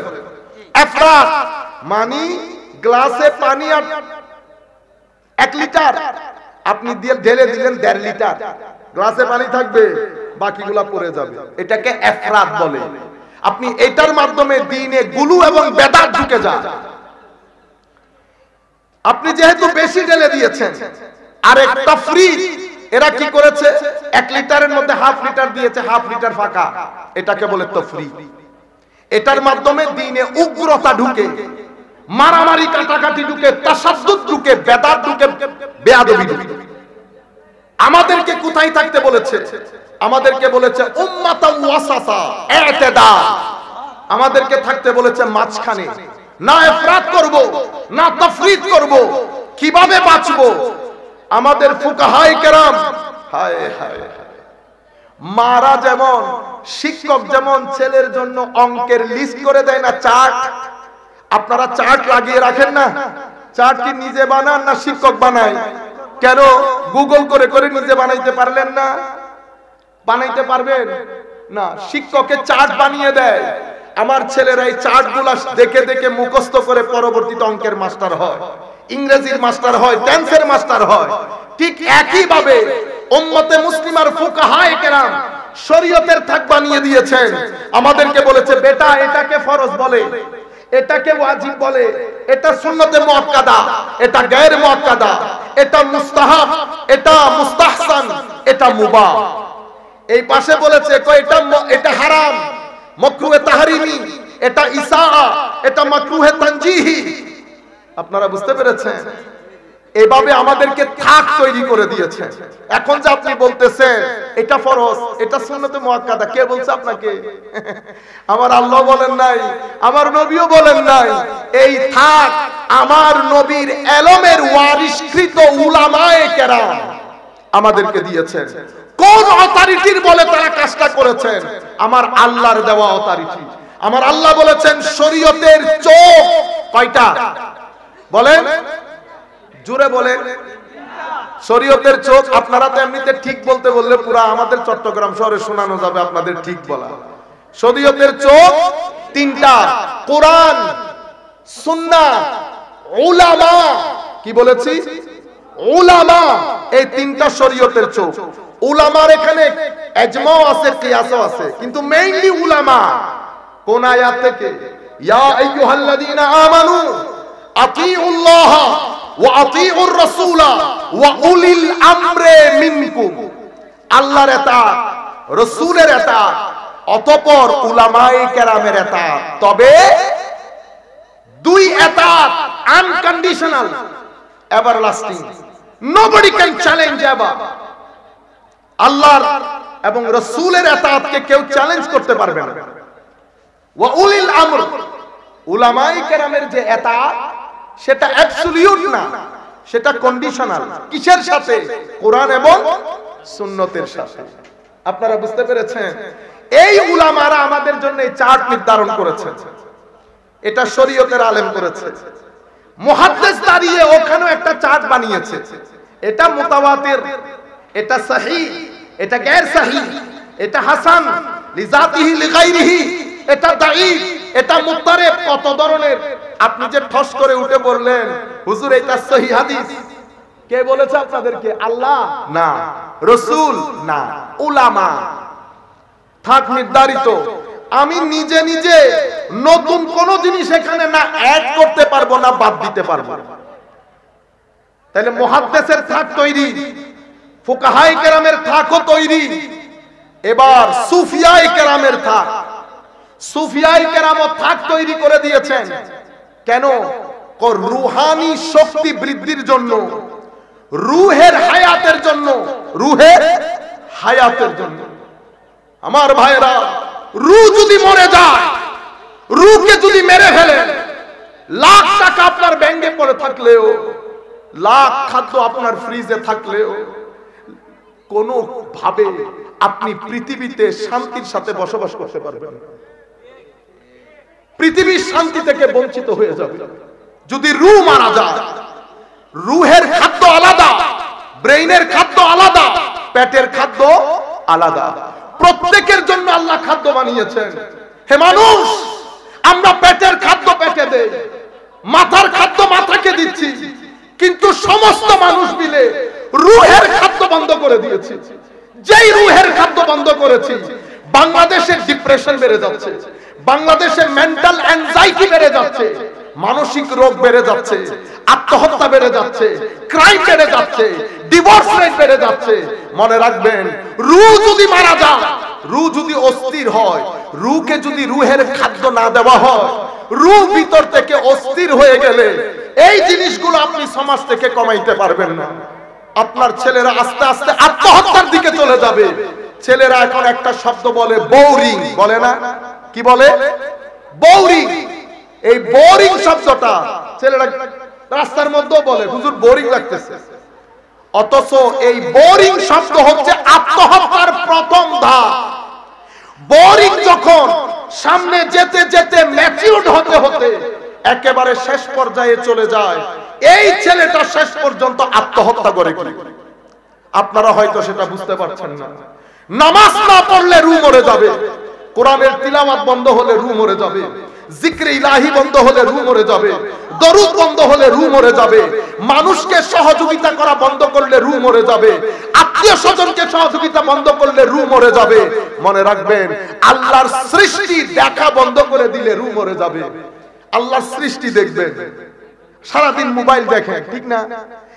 একটা হচ্ছে হাতে হাতে সুবহানাল্লাহ বলা, সুবহানাল্লাহ সুবহানাল্লাহ, এটা মুখের সুবহানাল্লাহ। আপনি যখন সিলেটের শ্রীমঙ্গল দেখে আপনি বলবেন ওয়া সুবহানাল্লাহ, বলেন না? বলেন না? এই সুবহানাল্লাহ মুখ থেকে বের হয়েছে না এখান থেকে বের হয়েছে?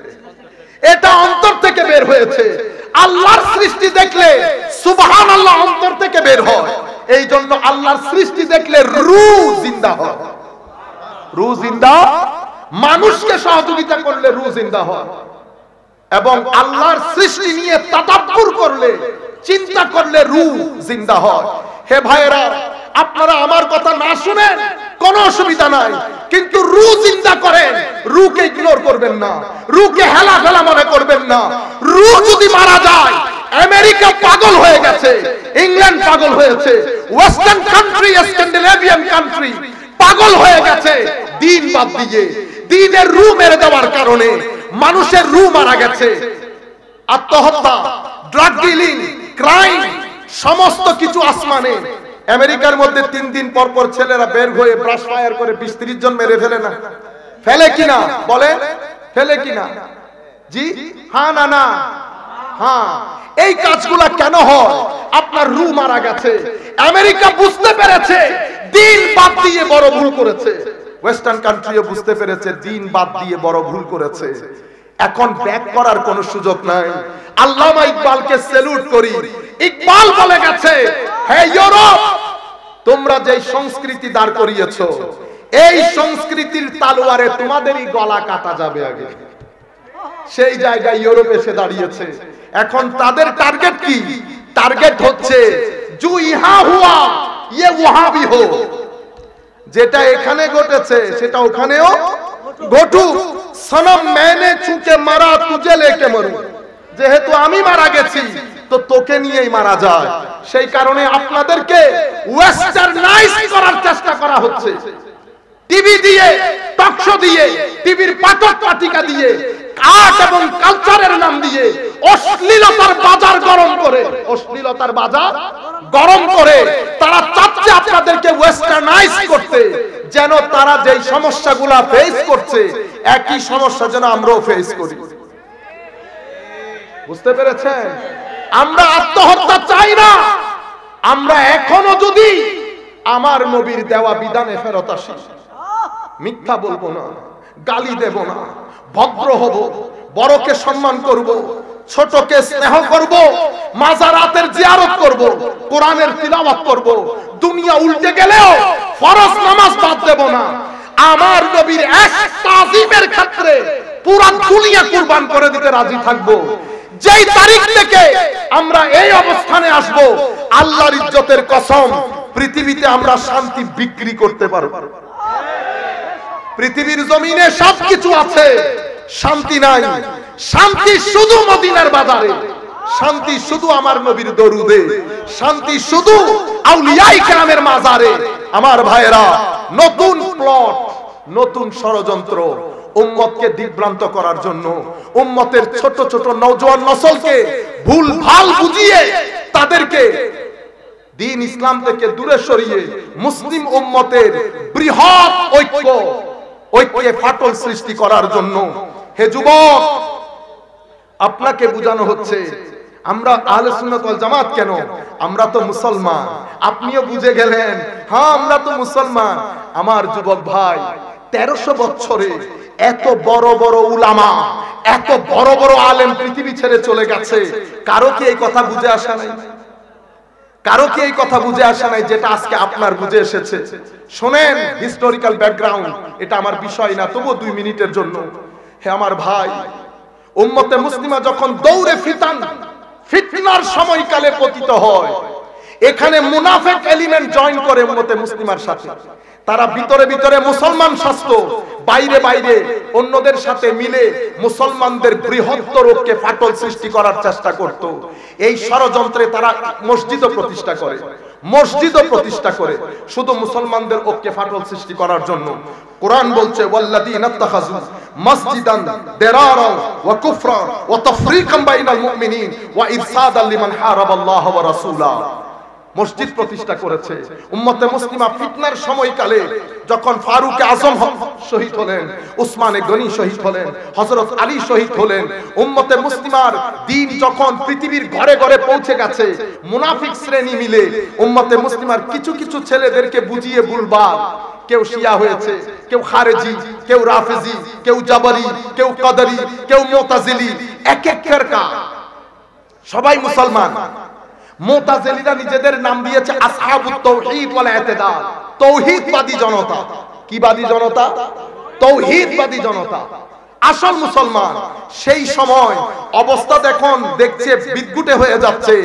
মেইন স্ট্রিম মুসলমান, যারা সংখ্যায় 95 ভাগেরও বেশি, মেইন স্ট্রিম মুসলমানকে এই সমস্ত ফেরকাগুলা থেকে আলাদা করার জন্য উম্মতে মুসলিমার উলামায়ে কেরাম মুসলমানদেরকে আরেকটা ছেলেরা আমার নবীর আদব তাজিম ইশক শিখবে, সেই ব্যক্তি সুন্নি। এটা যদি আপনি শুনান আপনি সুন্নি, আমি শুনাইলে আমি সুন্নি। এখন আপনি বলেন নবীর ইশকের কথা বাংলাদেশে, ইন্ডিয়ানে, পাকিস্তানে কারা বলে? আপনি বলেন না আমরা বলি?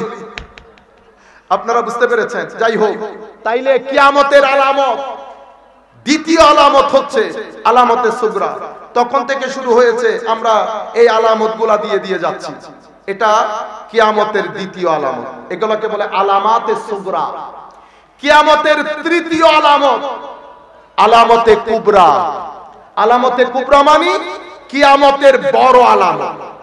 এটা কখন শুরু হবে আমরা জানি না। এগুলা কয়টা? এগুলা 12টা। কিয়ামতের বড় আলামত কয়টা? 10টা। এগুলাকে আবার কেউ অন্য রিওয়ায়াতের উপর ভিত্তি করে 12টাও বলেছেন, আমরা 10টার মধ্যে থাকি। কিয়ামতের বড় আলামত কয়টা? 10টা। তাইলে কিয়ামতের আলামত দুই প্রকার, সুগরা কুবরা। সুগরা কুবরা। কিয়ামতের আলামত জেনারেলি তিন ধরনের। আমার নবীর আগমন, আমার নবী দুনিয়া থেকে চলে যাওয়া, সাহাবায়ে কেরাম দুনিয়া থেকে চলে যাওয়া, এটা প্রথম। দ্বিতীয় কিছু ছোট ছোট আলামত, সেটা আমরা বলবো আপনাদেরকে। তৃতীয়, এটা বড় আলামত। বড় আলামত 10টা। তোর মধ্যে বড় আলামতের প্রথম আলামত হচ্ছে হযরত ইমাম মাহদীর আগমন। হযরত ইমাম মাহদীর। সুতরাং এগুলা নিয়ে খেলাফেলা করবেন না, মুসলমানের সাধারণ মানুষের ইমোশন নিয়ে খেলবেন না। কিয়ামতের বড় আলামত, ইমাম মাহদী যখন আসবে, মাহদীর সাথে ঈসা আসবে, দাজ্জালও আসবে। আমার নবী বলছেন, আমার উম্মতের মধ্যে 30 জন দাজ্জাল হবে, যারা প্রত্যেকেই দাবি করবে তারা নবী। তারা নবী। এবং আখেরি দাজ্জাল আসবে ইমাম মাহদীর সময়কালে। আখেরি দাজ্জাল আসবে ইমাম মাহদীর সময়কালে। আমার নবী সাল্লাল্লাহু আলাইহি ওয়াসাল্লাম ইরশাদ করেন, ইমাম আহমদ ইবনে হাম্বল ওনার মুসনাদের মধ্যে বর্ণনা করছেন, আন আলী রাদিয়াল্লাহু তাআলা আনহু قال قال رسول الله সাল্লাল্লাহু আলাইহি ওয়াসাল্লাম। সবাই একবার বলেন সাল্লাল্লাহু আলাইহি। আমরা যখন হাদিস পড়ব আপনারা একটু সাল্লাল্লাহু আলাইহি ওয়াসাল্লাম বলেন, একটু সওয়াব হয়ে যাক এটার মাধ্যমে। আমার নবী ইরশাদ করছেন, লা তাকুমুস সাআ হাত্তা ইউলতামাসু রাজুলুম মিন আসহাবি কামা তুলতামাসু আও তুবতাগা আদ-দাল্লা ফালা ইউজাদ। ততক্ষণ পর্যন্ত কিয়ামত হবে না যতক্ষণ পর্যন্ত আমি নবীর একজন সাহাবী জমিনের মধ্যে থাকবে। অবস্থা এমন হবে, মানুষ সাহাবী খুঁজবে যেভাবে মানুষ তাদের হারিয়ে যাওয়া জিনিসকে খোঁজে। খুঁজতে খুঁজতে খুঁজতে যখন জমিনের মধ্যে কোন সাহাবী পাবে না, তো মনে করবে কিয়ামত সন্নিকটে এসে গেছে। এগুলা হচ্ছে কিয়ামতের ছোট ছোট আলামতগুলা। এটার মাধ্যমে কিয়ামতের যাত্রা শুরু। আমার নবী সাল্লাল্লাহু আলাইহি ওয়াসাল্লাম, আমার নবীর মুগিবা ইলমে গায়েব, গায়েব সম্পর্কে আমার নবীর জ্ঞানের গভীরতা দেখতে। তাতারীরা আমার নবীর পরে প্রায় 600 বছর পরে, তাতারী, চেঙ্গিস, খালাকুকান, এরা আক্রমণ করে উম্মতে মুসলিমার ধাজিয়া উড়িয়ে দেবে। এই কথা আমার নবী, আমার নবীর সময়কালে নবুয়তের রাডার গুড়িয়ে গুড়িয়ে উম্মতকে জানান দিয়েছে। কোনো কথা বাদ রাখেন নাই আমার নবী, প্রত্যেক কিছু জানিয়েছেন। এই হাদিস হয়তো আপনাদের জন্য নতুন হবে। আমার নবী সাল্লাল্লাহু আলাইহি ওয়াসাল্লাম, এটা বুখারী শরীফের মধ্যে ইমাম বুখারী বর্ণনা করেছেন, আরো অসংখ্য হাদিসের কিতাবের মধ্যে এসেছে। আন আবি হুরায়রা রাদিয়াল্লাহু তাআলা আনহু আন্নান নবিয়্য সাল্লাল্লাহু আলাইহি ওয়াসাল্লাম বলেন, সাল্লাল্লাহু ওয়াসাল্লাম قال لا تقوم الساعة حتى تقاتلوا حورا وكرمان من الأعاجم حمر الوجوه فُصَّ الْأَنُوفِ صِغَارَ الْأَعْيُنِ وُجُوهُهُمْ الْمَجَانِ الْمُطَرَّقَةِ نِعَالُهُمْ الشَّعْرُ أو كما قال النبي صلى الله عليه وسلم। শব্দের গুলার মধ্যে একটু জটিলতা আছে, চোখেও ভালো করে দেখতেছি না বিদায় কোন জের জবরে যদি ভুল হয়ে থাকে আল্লাহর দরবারে ক্ষমা চাচ্ছি। আমরা মুহাদ্দিসিনে কেরামদের দেওয়া শিক্ষা অনুযায়ী বলছি আও কামা قال النبي صلى الله عليه وسلم। আমার নবী ইরশাদ করছেন, হায় হায়, কিয়ামত ততদিন সংগঠিত হবে না যতক্ষণ পর্যন্ত হাত্তা তুকাতিলু, অনারব জাতি হুর এবং কেরমান নামক জায়গায় আমার উম্মতের সাথে হত্যা যজ্ঞে লিপ্ত হবে। হত্যা যজ্ঞে লিপ্ত হয়ে কানজুল উম্মালের মধ্যে আরেক হাদিসের মধ্যে আমার নবী সাল্লাল্লাহু আলাইহি ওয়াসাল্লাম ইরশাদ করছেন, ফা ইন্না আউওয়ালা মান ইয়াসলুবু উম্মতি মুলুকাহুম হাওয়ালাহুমুল্লাহ বানু কান্তুরা। কান্তুরা একটা কৃতদাসী। কান্তুরার নসল থেকে এই তাতারীরা যতক্ষণ পর্যন্ত আমার উম্মতের সাথে যুদ্ধ করে উম্মতের মধ্যে হত্যা যজ্ঞের বাজার গরম করে উম্মতের দেশ কেড়ে নেবে না, ততক্ষণ পর্যন্ত কিয়ামত হবে না। সুবহানাল্লাহ বলে। আমার নবী সেই যুগে বসে তাতারীদের, আমার তো সময় সংক্ষিপ্ত বিদায় সব হাদিস আর পড়ে শোনাইতে পারতেছি না, সম্মানিত উপস্থিতি, আরো অনেক দূর যেতে হবে। এই কারণে আমি আপনাদেরকে পুরো বিষয়টা দুই একটা হাদিস বলতে পারলে আরো ভালো লাগতো।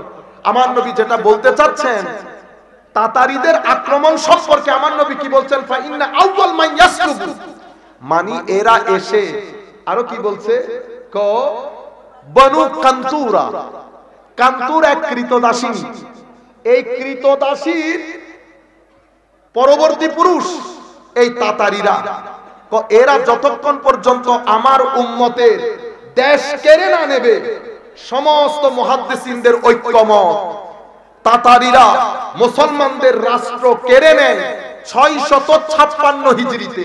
এটা 1252 সন। কয় সন? 1252। 656 হিজরি তারিখে বাগদাদের মধ্যে এই কথা লিপিবদ্ধ হয়েছে। উম্মতে মুসলিমার মুহাদ্দিসিনে কেরামের ঐক্যমত, এই আন্দাজে প্রায় 50 বছর মুসলমানদের কোন খেলাফতের রাষ্ট্র ছিল না। এক অন্ধকার, আল্লাহ পাকের মেহেরবানি, আউলিয়ায়ে কেরামের নেগাহে করম মুসলমানরা আবার জেগে উঠেছে। প্রত্যেক জায়গায় রূহানি শক্তি কাজ করেছে। বদরের যুদ্ধে বলেন ফেরেশতারা রূহানি শক্তি, শারীরিক শক্তি দিয়ে বদরের যুদ্ধে জিতার কোনো সুযোগ ছিল না। বদর বলেন, উহুদ বলেন, খন্দক বলেন, কোন যুদ্ধে মুসলমানরা শারীরিক ভাবে জিতে নাই।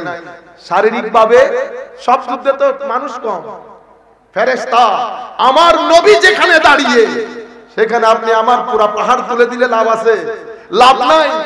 যেই কোরআনকে পাহাড়ে রাখলে পাহাড় পর্যন্ত হাওয়া হয়ে যেত, আমার নবীকে বাইরে আপনাদের হয়তো কেমন কেমন লাগতে পারে, বিতর্কতভাবে আমার নবীকে আল্লাহ পাহাড়ের চেয়ে বেশি শক্তিশালী করেছেন। আমার আল্লাহ বলছেন, লাউ আনজালনা হাযাল কুরআনা আলা জাবালিন লারাআইতাহু খাশিআম মুতাসাদ্দিআম মিন খাশিয়াতিল্লাহ তিলকাল আমসালু নাদরিবুহা লিন-নাসি লাআল্লাহুম ইয়াতাফাক্কারুন। এই কোরআন যদি পাহাড়ের উপর নাজিল করা হতো, পাহাড় কঠনের মতো উড়ে চলে যেত, কিন্তু এই কোরআনকেও আমার নবীর কলবে পাকের মধ্যে আমার নবী হজম করে ফেলে। বিতর্কতভাবে এত ইস্তেকামত, বিতর্কতভাবে এত জটিল, শক্ত, ইস্পাত কঠিন করে আমার নবীকে সৃষ্টি করেছেন। বদরের প্রান্তরে নবী দাঁড়িয়ে, উহুদের প্রান্তরে নবী দাঁড়িয়ে, অতঃপর এই রূহানি শক্তির বল আমার নবীর পরবর্তী প্রজন্মের উলামায়ে কেরামরা আমার নবীর পক্ষ থেকে দ্বীন প্রচার করেছে। আল্লাহর নবীর পক্ষ থেকে দ্বীন প্রচারকারী আলেমরা তিন ধরনের হয়। কয় ধরনের বলেন? প্রথম আলেম, এগুলাকে বলে আহলুদ দেরায়া। কি বলে? আহলুদ দেরায়া, আহলুর রিওয়ায়া, আহলুল মুশাহাদা। আহলুর রিওয়ায়া এরা কারা?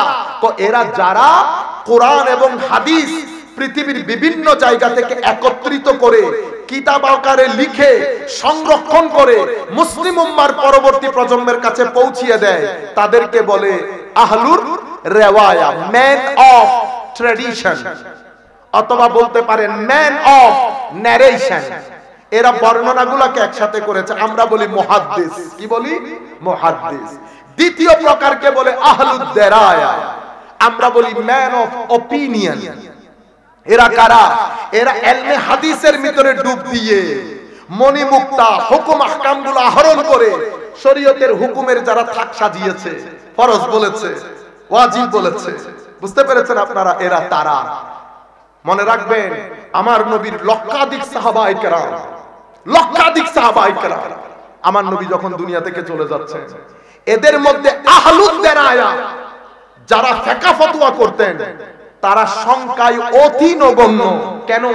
কারণ আহলুর রিওয়ায়া বেশি হয়, আহলুদ দেরায়া, যাদেরকে আল্লাহ আনবিলিভেবল, ইনডেসক্রাইবেবল, ডিপ আন্ডারস্ট্যান্ডিং যাদেরকে আল্লাহ দান করেছেন, যেটাকে তাফাক্কুহ বলে, ডেপথ দান করেছেন, এরা সংখ্যায় সব সময় কম হয়। আমরা কাউকে হিট করার জন্য না, আমরা যারা বাংলাদেশ থেকে ফেকা পাস করি, আমরা সবাই নিজের নামের আগে মুফতি লিখি, আমার নামের আগে আমি আল্লামা লিখি। আল্লামাও আমার জন্য নাজায়েজ, মুফতিও আমার জন্য। বাংলাদেশের সব ঘরানা মিলে আমরা যদি ফুকাহায়ে কেরাম যাদেরকে মুফতি বলেছেন, আমরা যদি তালাশ করি তিনজনও পাবো না, তিনজনও পাওয়া যাবে। আপনারা ছেড়ে দেন আমার নবীর সাহাবায়ে কেরাম, জলিলুল কদর সাহাবায়ে কেরামের মধ্যে বেশি ফিকহ ফতোয়া করেছেন, যাদেরকে কাসীরুল ফাতাওয়া বলে, কেউ আওসাতুল ফাতাওয়া, কেউ কালিলুল ফাতাওয়া। কাসীরুল ফাতাওয়া মাত্র 7 জন সাহাবী, তার মধ্যে আব্দুল্লাহ ইবনে মাসউদ অন্যতম। আপনারা বুঝতে পারছেন? একবার আবু মুসা আশআরী রাদিয়াল্লাহু তাআলা আনহুকে, আমি নামের মধ্যে হয়তো গলত হতে পারে, জিজ্ঞেস করেছে, হুজুর মিরাসের একটা ফতোয়া। এক মানুষ ছেলের ঘরের নাতি রেখে গেছে, বোন রেখে গেছে, ভাগ্নি রেখে গেছে, সম্পদ কিভাবে বন্টন হবে? আবু মুসা আশআরী ফতোয়া দিয়েছেন, জলিলুল কদর সাহাবী, এবং বলেছেন আপনি যদি আব্দুল্লাহ ইবনে মাসউদকে জিজ্ঞেস করেন উনি একই উত্তর দেবেন। ওই সাহাবী আব্দুল্লাহ ইবনে মাসউদের দরবারে গেছে। দেখেন, যিনি প্রশ্ন করছেন উনি তো আমি আপনি না, প্রথম যুগের লোক। তাইলে বোঝা যাচ্ছে আমার নবীর উম্মতের মধ্যে ধাপ 3টা। বেশিরভাগ লোক হচ্ছে প্রশ্নকারী, বেশিরভাগ লোক প্রশ্নকারী, খুব অল্প সংখ্যক লোক আবিষ্কারকারী, আর সামান্য বেশি বর্ণনাকারী। আপনারা বুঝতে পেরেছেন? জলিলুল কদর সাহাবী বলছে আব্দুল্লাহ ইবনে মাসউদকে জিজ্ঞেস করলে একই উত্তর পাবে। গেছে আব্দুল্লাহ ইবনে মাসউদের কাছে, হুজুর আবু মুসা আশআরী রাদিয়াল্লাহু তাআলা আনহুর দরবারে প্রশ্ন করেছি, উনি এভাবে উত্তর দিয়েছেন এবং বলেছেন আপনাকে জিজ্ঞেস করলে আপনি একই উত্তর দেবেন। হযরত আব্দুল্লাহ ইবনে মাসউদ রাদিয়াল্লাহু তাআলা আনহু বলছেন, না না না, আমি এই উত্তর থেকে নিজেকে উইথড্র করে নিচ্ছি। উনি অন্য আন্দাজে বলেছেন, আমি আপনাদের বোঝার জন্য বলছি, কারণ আরবের কিছু ডায়ালগ আছে, আমি এগুলাকে এক্সাক্ট বাংলায় বলতে গেলে ভুল বুঝাবুঝি সৃষ্টি হবে। হযরত আব্দুল্লাহ ইবনে মাসউদ বলছেন, আমি আমার নবীর জবানে শুনেছি এই মিরাসের সম্পদ বন্টন এই আন্দাজে হবে। উনি আবার আবু মুসা আশআরীর কাছে গেলেন এবং পুরো ঘটনা বললেন। আপনি যেতে বলেছেন গেলাম, উনি তো আপনার মতো উত্তর দেন না, উনি ডিফারেন্ট উত্তর দিয়েছেন। হযরত আবু মুসা বলছে, লা তাসআলুনি, আমাকে এরপরে তুমি কোন প্রশ্ন ফিকহ ফতোয়া জিজ্ঞেস করবে না যতক্ষণ পর্যন্ত আমার নবীর এই জ্ঞান সমুদ্র হাযাল হাবর, যতক্ষণ পর্যন্ত নবীর এই জ্ঞান সমুদ্র সাহাবী বেঁচে থাকবে ততক্ষণ আমাকে কোনো ফতোয়া জিজ্ঞেস করবে না। আপনারা বুঝতে পেরেছেন? আজকে আপনি গুগল নিয়ে দাঁড়িয়ে যাচ্ছেন। হযরতে উসমানে গনির কোট, এক স্ত্রী, সেই সময় স্ত্রী বলতে যিনি প্রশ্ন করতে গেছেন উনিও তাবেঈ আর তাবেঈয়া, ঠিক না? সাহাবীকে দেখেছেন 6 মাসে সন্তান প্রসব করেছে। স্বামীর সন্দেহ হয়েছে, স্বামী উসমানে গনির কোর্টে গিয়ে কেস করে দিয়েছে। উসমানে গনি রাদিয়াল্লাহু তাআলা আনহুর কোর্ট ফয়সালা দিয়েছে, ফতোয়া দিয়েছে যে তাকে ক্যাপিটাল পানিশমেন্ট তথা রজম করা হোক, পাথর নিক্ষেপ করে। হুকুমতের পুলিশ আসছে, মহিলাকে অ্যারেস্ট করে নিয়ে গেছে। এই কথা হযরত আলীর দরবারে পৌঁছেছে। দৌড় দিয়ে হযরত আলী উসমানে গনির কোর্টে এসেছে। উসমানে গনি রাদিয়াল্লাহু তাআলা আনহুকে জিজ্ঞেস করেছেন ঘটনা কি। হযরত উসমানে গনি পুরো ঘটনা খুলে বলেছেন। মেইন চোর দিয়েছে 6 মাসের সন্তান প্রসব করেছে। 6 মাসের সন্তান প্রসব করে উনি কি সন্দেহ করেছেন এটা আপনারা তো বুঝতে পারছেন। আমার এখানে বাচ্চারা আছে, আমি খুলে বলতে চাচ্ছি না কথা, আপনারা বুঝতে পেরেছেন তো উনি কি সন্দেহ করেছেন। হযরতে আলী রাদিয়াল্লাহু তাআলা আনহু বলছেন 6 মাসের সন্তান প্রসব করলে শরীয়ত বিরোধী হয়ে যায়। কেন? কেন আপনি কোরআনের আয়াত পড়েন নাই?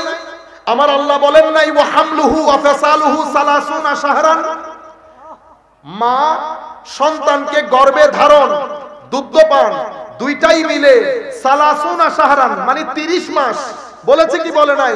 তো বলেছে। কোরআনে আল্লাহ এই কথা বলেছে, ওয়াল ওয়ালিদাতু ইউরদি'না আওলাদাহুন্না হাওলাইনি কামিলাইন। মা নিজের সন্তানকে 2 বছর তথা 24 মাস দুধ পান করাবে। বলেছে? বলেছে। 30 মাস থেকে 24 বাদ দিলে কয় মাস থাকে? 6 মাস। তাইলে গর্ভধারণের সর্বনিম্ন সময়কাল 6 মাস। সুতরাং মহিলা কোনোভাবেই অভিযুক্ত নয়। হযরতে উসমান গনি কুরবান যায়।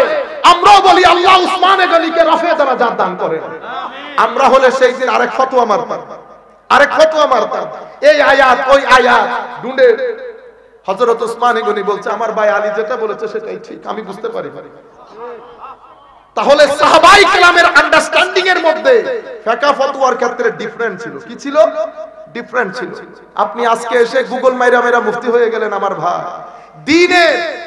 দ্বীনের হুরমত নষ্ট করিয়েন না, দ্বীনের গায়রত নষ্ট করিয়েন না। মসজিদের মধ্যে আপনার যেমন খুশি নামাজ পড়েন, মসজিদের মধ্যে মারামারি করবেন না। আপনারা পুরা জুমার দিন আপনি নামাজ পড়েন না, যেই চুপচাপ সবাই বসে থাকে, খতিব খুতবা শুরু করে, আপনারা 3 জন 3 কোণায় দাঁড়িয়ে নামাজ শুরু করেন মানুষকে দেখানোর জন্য যে এই ধরনেরও নামাজ পড়া যায়। আপনার উদ্দেশ্য জাতিকে বিভ্রান্ত করা, আপনার উদ্দেশ্য মসজিদের মধ্যে ফিতনা ফাসাদ সৃষ্টি করা।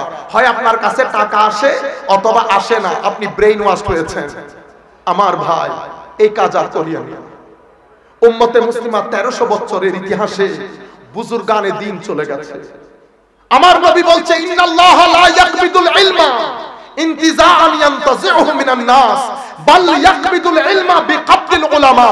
কিয়ামতের ছোট ছোট লক্ষণের মধ্যে আরেকটা অন্যতম লক্ষণ হচ্ছে সোসাইটি থেকে আল্লাহ আলেমদেরকে মৃত্যু দিয়ে জমিন থেকে এলম তুলে ফেলবে। লাইব্রেরি থাকবে, মাদ্রাসা থাকবে, মসজিদ থাকবে, আমরাও থাকবো, জমিনের মধ্যে এলম থাকবে না। এলম কিভাবে চলে গেল? আলেমের ইন্তেকালের মাধ্যমে এলম চলে গেছে। হাত্তা শেষ পর্যন্ত এমন সময় আসবে সমাজের মধ্যে কোনো আলেম থাকবে না। মানুষ জাহেলদেরকে, আমাদের মতো বক্তা তক্তা এদেরকে বড় শাইখ অমুক সমুক বলে না জেনে প্রশ্ন করবে। বড় মানুষ তো সিটে বসতেছে, টিভিতে আলোচনা করতেছে, বিশিষ্ট আলোচক। এতগুলো মুফাসসির বাংলাদেশে তাফসীর করে, বাংলাদেশে মাদ্রাসায় কামিল হাদিসের তাফসীর করানোর জন্য একজন মুফাসসির খুঁজে পাওয়া যায় না, হাদিস পড়ানোর জন্য একজন হাদিস বিশেষজ্ঞ পাওয়া যায় না। সবাই মুহাদ্দিস, সবাই মুফতি। মুফতি জানে না নুরুল আনোয়ার কিসের কিতাব। মুহাদ্দিস সারা জিন্দেগি আমরা যাকে আন্তর্জাতিক মুফাসসিরে কুরআন বলে জানতাম, উনি মিশরের মধ্যে গিয়ে হাদিস পড়েছে কুল্লু বিদআতুন দালালাতুন। আমি মনে করেছি গ্রামারের মধ্যে আমি সবচেয়ে দুর্বল পৃথিবীতে। আমি এটা শুনে খুব খুশি হয়েছি, আল্লাহর দরবারে শুকরিয়া আদায় করেছি যে আমার চেয়ে বড় জাহেল জমিনের মধ্যে এখনো আছে। এটা আন্তর্জাতিক মুফাসসিরে কুরআনের কাজ। এগুলা কিয়ামতের আলামত, এলম উঠে যাবে। আমার নবী সাল্লাল্লাহু আলাইহি ওয়াসাল্লাম ইরশাদ করছেন শেষ পর্যন্ত মানুষ জাহেলকে, মূর্খকে জ্ঞানী মনে করে প্রশ্ন করবে। ফাআফতাউ, এটা আমার নবীর জবানে মুস্তাফা। ফাআফতাউ বিগাইরি ইলম, না জেনে ফতোয়া দেবে। ফাদাল্লু ওয়া আদাল্লু, নিজেও পথভ্রষ্ট হবে, মানুষকেও পথভ্রষ্ট করবে। নাউজুবিল্লাহ বলেন। আপনারা এগুলা সব কিয়ামতের আলামত। তা আমার নবী সাল্লাল্লাহু আলাইহি ওয়াসাল্লাম ইরশাদ করছেন, সম্মানিত উপস্থিতি, কয়েকবার দরুদ শরীফ পড়ি। সাল্লি আলা রাসূলিনা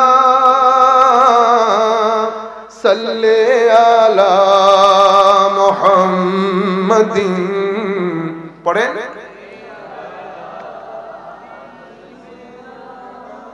সাল্লি আলা মুহাম্মাদিন। ज़मीन ओ ज़मान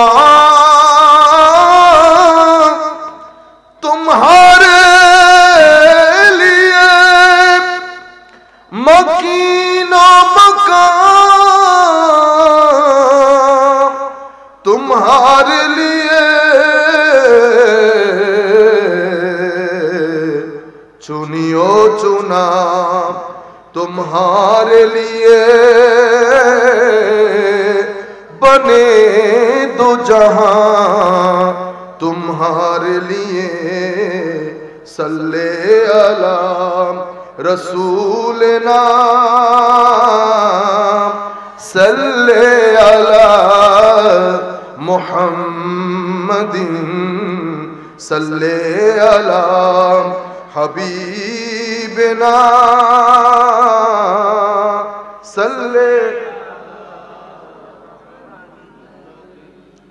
সম্মানিত উপস্থিতি, আমার নবী সাল্লাল্লাহু আলাইহি ওয়াসাল্লাম এবার যেই হাদিস আমার নবী বলে যাচ্ছেন, এগুলা কিয়ামতের ছোট ছোট আলামত। আমরা প্রত্যেকে বুকে হাত দেই, নিজের দিকে তাকাই, কোন আমার নবী আমার কথা বলছেন কিনা। আন আলী রাদিয়াল্লাহু তাআলা আনহু قال سمعت رسول الله صلى الله عليه وسلم يقول, হযরত আলী রাদিয়াল্লাহু তাআলা আনহু বলছেন, আমি আমার নবীর নূরানী জবানে বলতে শুনেছি, আমার নবী ইরশাদ করেছেন, সায়াখরুজু ফি আখিরিজ জামান কওমুন, সায়াখরুজু অনতি বিলম্বে শেষ জামানায়, আখেরি জামানায় কিছু মানুষ, আহদাসুল আসনান, সুফাহাউল আহলাম, বয়স কম, ব্রেইন ওয়াশ, যা বুঝিয়ে দিয়েছে, বয়সে কম, ব্রেইন ওয়াশ বের হবে। ইয়াকুলুনা মিন খাইরে কাউলিল বারিয়া, হাদিস বাদে কোনো কথা বলবে না। আপনারা পুরা সমাজের সাথে মিলান। ইয়াকরাউনাল কুরআন লা ইউজাবিজু ঈমানুহুম হানাজিরাহুম, কোরআনের তিলাওয়াত বেশি বেশি করবে।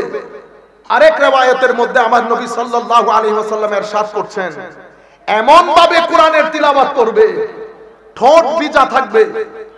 নামাজের ক্ষেত্রে অনেক মুতাশাদ্দিদ হবে। আমার নবী সাহাবায়ে কেরামকে বলছেন, তোমাদের নামাজের চেয়ে বেশি ভারী হবে, তোমাদের রোজার চেয়ে বেশি ভারী হবে। কোরআনকে এভাবে তিলাওয়াত করবে মনে হয় যেন কোরআন তাদেরই সম্পদ। পুরা সমাজের সাথে মিলিয়ে দেখবেন আপনারা, অথচ কোরআন তাদের বিরুদ্ধে সাক্ষী দেবে। কেন? লা ইউজাবিজু ঈমানুহুম হানাজিরাহুম, ঈমান তাদের কণ্ঠনালী ভেদ করে ভিতরে প্রবেশ করবে না। মানে কি? মানে ঈমান মাথায় আর মুখে, ঈমানের জায়গা কিন্তু কলব। কলবের ভিতরে যেখানে ঈমান বসবাস করে সেখানে ঈমান থাকবে না। আপনারা বুঝতে পেরেছেন? এরপরে আমার নবী ইরশাদ করছেন, ওয়াহুম ইয়ামরুকুনা মিনাদ দীনি কামা ইয়ামরুকুস সাহমু মিনার রামিয়া, তীর ধনুক থেকে ছেড়ে দিলে যেভাবে চলে যায়, কখনো ব্যাক করে না, তারাও দিন থেকে এভাবে দূরে চলে যাবে, দ্বীনে ফেরত আসবে। আপনারা এখন আমি আপনাকে যে হাদিসটা বলেছি, সোসাইটির সাথে ডানে বামে আমি নিজেকে মিলিয়ে দেখি, কম বয়সে আমার নবী বলেছেন ব্রেইন ওয়াশ। আরেক riwayতের মধ্যে আমার নবী বলেছে, ফিরকা হবে, ফিরকা মেইন স্ট্রিম থেকে সরে যাবে, মেইন স্ট্রিম থেকে সরে যাবে, ফিরকা হবে। আমার নবী বারবার বলছেন, জামাতের সাথে থাকবা, ফিরকা হবে না। সম্মানিত উপস্থিতি, এরপরে কিয়ামতের আলামতের মধ্যে আমার নবী সাল্লাল্লাহু আলাইহি ওয়াসাল্লাম কয়েকটি আলামত আমরা আপনাদের সাথে শেয়ার করব। আমি অনুরোধ করব আপনারা এই বিষয়, এই হাদিসগুলা প্রত্যেকেই দিল ও জান দিয়ে মাথা থেকে একেবারে পা পর্যন্ত কান লাগিয়ে আপনারা দয়া করে শুনবেন। এরপরে এই বক্তব্যটা একটু সিরিয়াস হচ্ছে, আমি জানতাম, আমি এটা সেট করেছি আপনাদেরকে ইনফরমেটিভ একটা কথা বলার জন্য। এরপরে আমার ভাই তাহেরি আসবে, আপনাদেরকে আপনাদের মতো করে খাদ্য দান করবে ইনশাআল্লাহ। আমিও দোয়া করি যেটা আমি অপূরণ রাখতেছি সেটা আমাদের তাহেরি যেন পরিপূর্ণরূপে পূরণ করে দেয়। সম্মানিত উপস্থিতি, আমার নবী ইরশাদ করছেন, পরিস্থিতি এমন ঘুলাতে হবে, ছোট ছোট ফিতনা, হাত্তা ইউকবাদা আল ইলম, এলম উঠে যাবে, সমাজের মধ্যে আর কুইক বেড়ে যাবে। আমার নবী সাল্লাল্লাহু আলাইহি ওয়াসাল্লাম ইরশাদ করছেন, বেশি বেশি বৃষ্টি হবে, ফসল থাকবে না। কোরআন বয়ানকারী এগুলা যখন পড়ি তখন আর এখানে মাহফিল বক্তব্য আসতে ইচ্ছে করে না। আমার নবী বলছেন কোরআনের ওয়াজকারী বেড়ে যাবে, বয়ানকারী বেড়ে যাবে, কিন্তু কোরআন বুঝে এমন মানুষের সংখ্যা একেবারে নাই হয়ে যাবে। কোরআনের বয়ানকারী বেড়ে যাবে, কোরআন বুঝে এমন মানুষের সংখ্যা একেবারে কমে যাবে।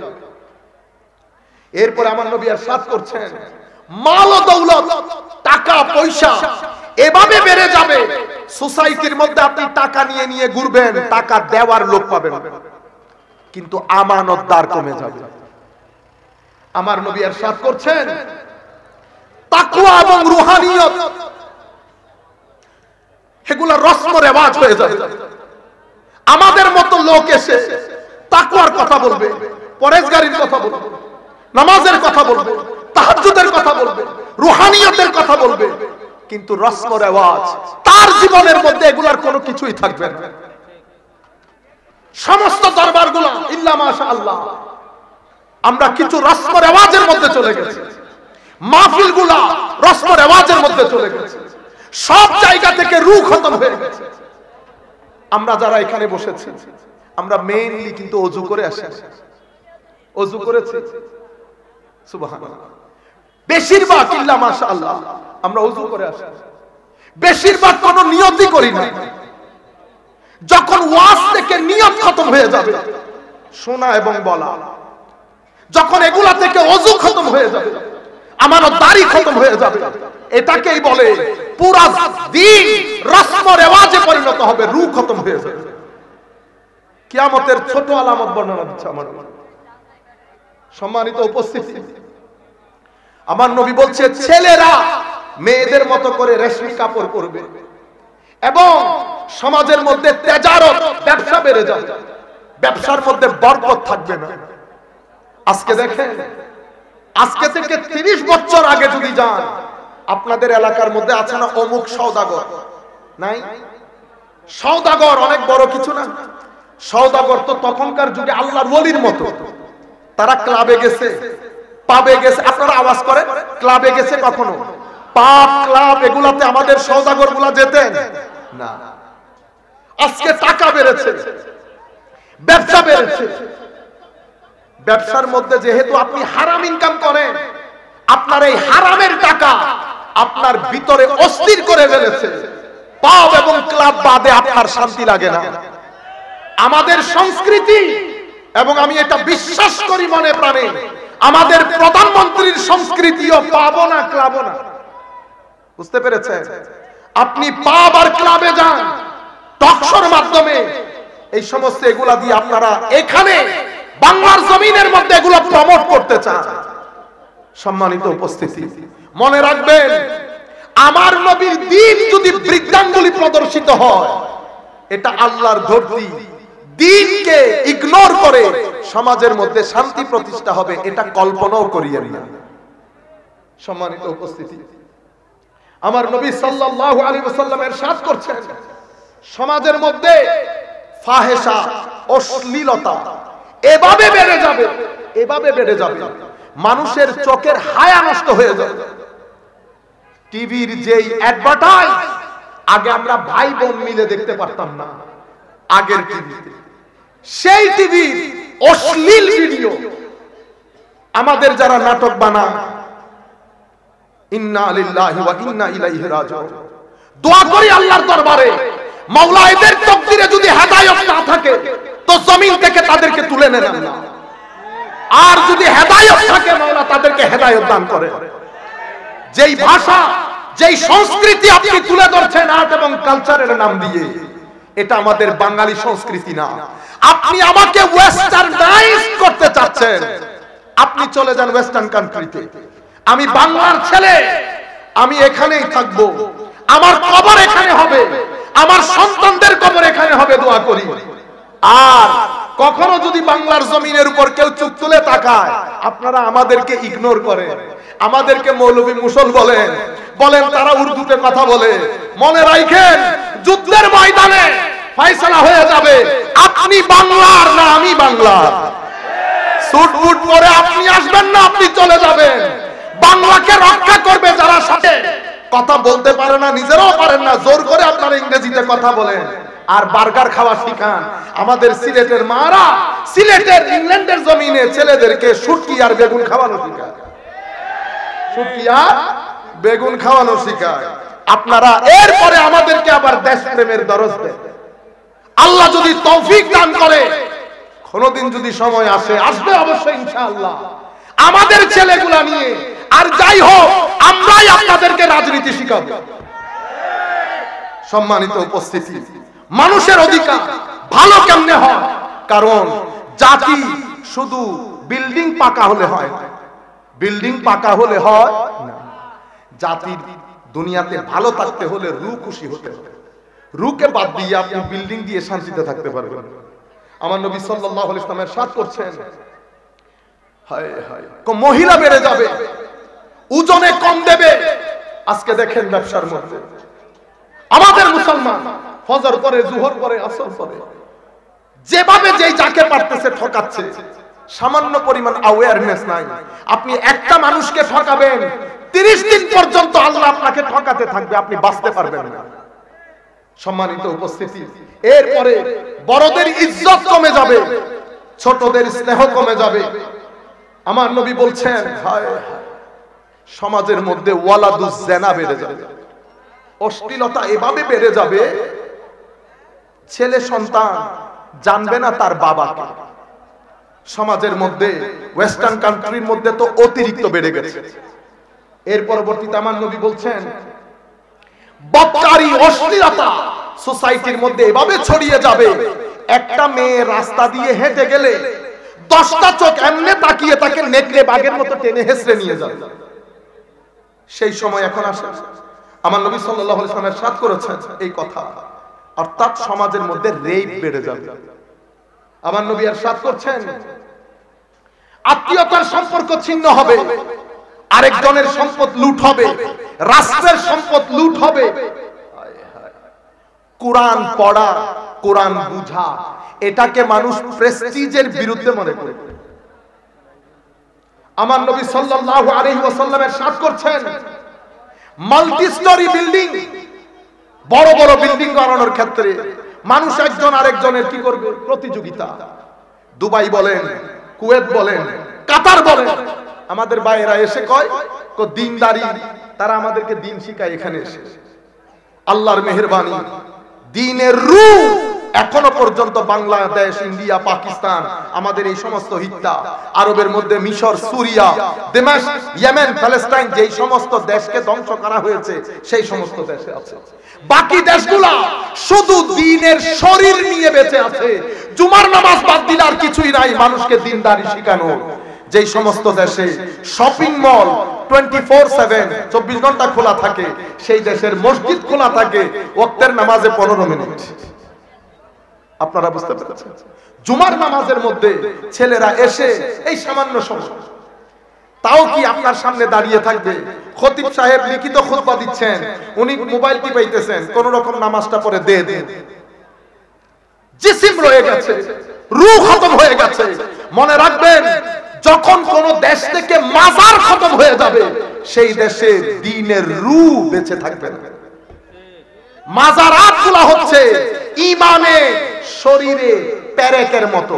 পাহাড় যেমন জমিনকে ধরে রাখে, মাজারাত, খানেকা, মসজিদ, এগুলো উলামা, মাদ্রাসা, এরও ঈমানকে পেরেকের মতো ধরে রাখে।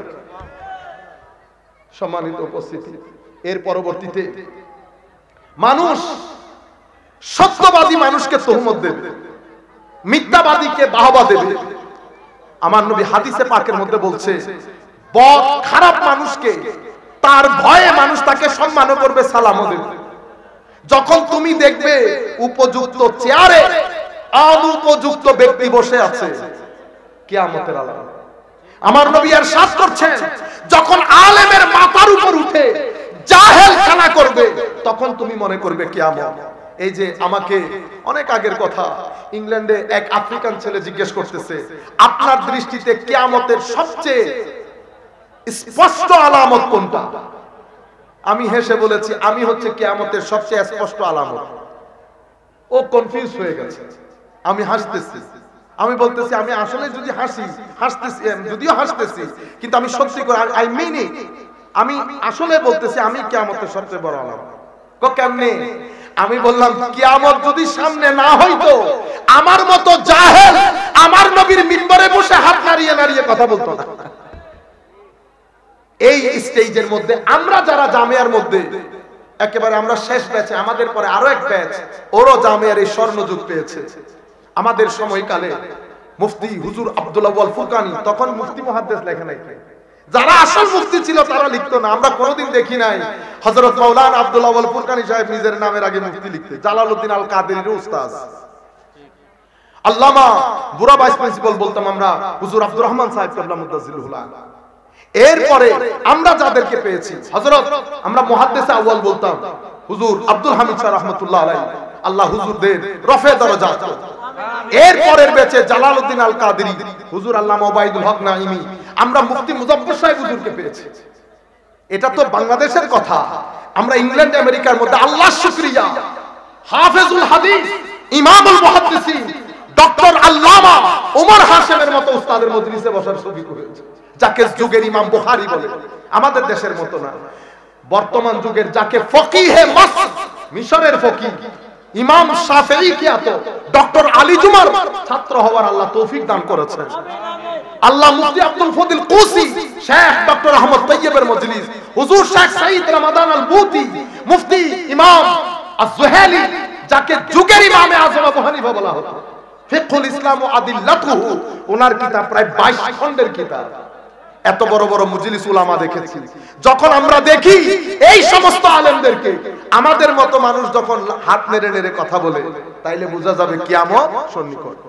আমার হাতে সময় আছে মাত্র 10 মিনিট। আমি এই আলামতগুলা রেখে শুধুমাত্র বড় কিয়ামতের, যেহেতু ভিডিও হচ্ছে এটা রেকর্ড হয়ে যায়, আমি ইমাম মাহদী সম্পর্কে এই সামান্য কথা বলে ফেলি। বাকি হাদিসের কথা, হাদিসের আলোকে প্রত্যেকটা বিষয় আমরা পরবর্তী পর্বে বলবো ইনশাআল্লাহ। প্রথম, ইমাম মাহদী আলাইহিস সালামের আগমন, এটা কিয়ামতের বড় আলামতের প্রথম আলামত। ইমাম মাহদীর সাথে হযরত ঈসার দেখা হবে কোথায়? মসজিদে আকসাতে। মসজিদে আকসাতে। নাম মুহাম্মদ, বাবার নাম আব্দুল্লাহ। জন্মগ্রহণ করবেন মদিনা শরীফে। 40 বছর বয়সে বায়াতের কাজ শুরু করবেন। মাকাম ইব্রাহিম এবং হাজরে আসওয়াদের মাঝখানে উনি 40 বছর বয়সে বায়াতের কাজ শুরু করবেন। প্রথমে পৃথিবীর 7 জন বড় আলেম ওনার হাতে বায়াত গ্রহণ করবেন। অতঃপর একটা নির্দিষ্ট সংখ্যা, সেটা প্রায় 100 জনের মতো পৃথিবীর বাছা বাছা মানুষ, শক্তিশালী মানুষ ওনার হাতে বায়াত গ্রহণ করবেন। উনি অতঃপর মসজিদে আকসার মধ্যে ফজরের নামাজের ইমামতিতে দাঁড়াবেন।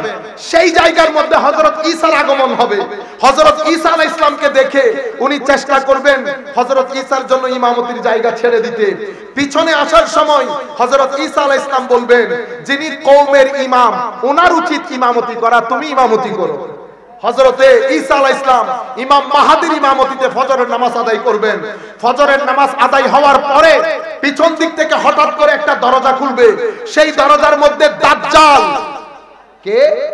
দাজ্জাল। দাজ্জাল দরজা খোলার সাথে সাথে 30,000 ইহুদি নিয়ে দাজ্জাল দাঁড়িয়ে থাকবে। হযরত ইমাম মাহদী এবং হযরত ঈসা আলাইহিস সালাম ইনারা বিশাল সৈন্যবাহিনী নিয়ে বাবে লুত নামক জায়গায় যুদ্ধ করে দাজ্জালকে হত্যা করবে। মসজিদে আকসা বিজিত হবে। এভাবে হযরত ইমাম মাহদীর কার্যক্রম শুরু হবে। এখান থেকে এটা কিয়ামতের বড় আলামতের প্রথম আলামত। এরপরে সাথে সাথে ইয়াজুজ এবং মাজুজ বের হবে। ইয়াজুজ এবং মাজুজ, এটা ওই সময় ইমাম মাহদী আলাইহিস সালামের আগমন। এর পরবর্তীতে মদিনা শরীফ, আমার নবীর সোনার মদিনা গায়রা আবাদ হয়ে যায়। ঠিক আগের মতো খেজুর গাছের বৃক্ষ গেরা আমার নবীর মদিনা শরীফ হয়ে যাবে, গায়রা আবাদ হয়ে যাবে আমার নবী। এবং এইটা কিয়ামতের 40 বছর আগে। এগুলো সব হাদিস শরীফগুলো আমি কালকে বা পরবর্তী পর্বে বলবো ইনশাআল্লাহ। এই ঘটনা ঘটবে 40 বছর পর্বে। অতঃপর কাবা শরীফ ধ্বংস হবে। পশ্চিম দিক থেকে সূর্য উদয় হবে। পশ্চিম দিক থেকে সূর্য উদয় হওয়ার আগের রাত অনেক লম্বা হবে। রাত ফুরাবে না। মানুষ ডান করত বাম পাশ করবে, রাত ফুরাবে না।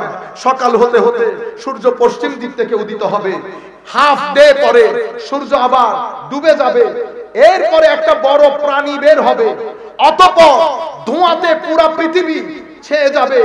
এই ধোঁয়া পৃথিবীতে প্রায় 40 দিন থাকবে। অতঃপর একটা খুশবুদার হাওয়া পৃথিবীর মধ্যে প্রবাহিত হবে। এই খুশবুদার হাওয়ার কারণে সমস্ত মুমিন যারা আল্লাহর মানে মুসলমান মুমিন তারা সবাই ইন্তেকাল করবেন।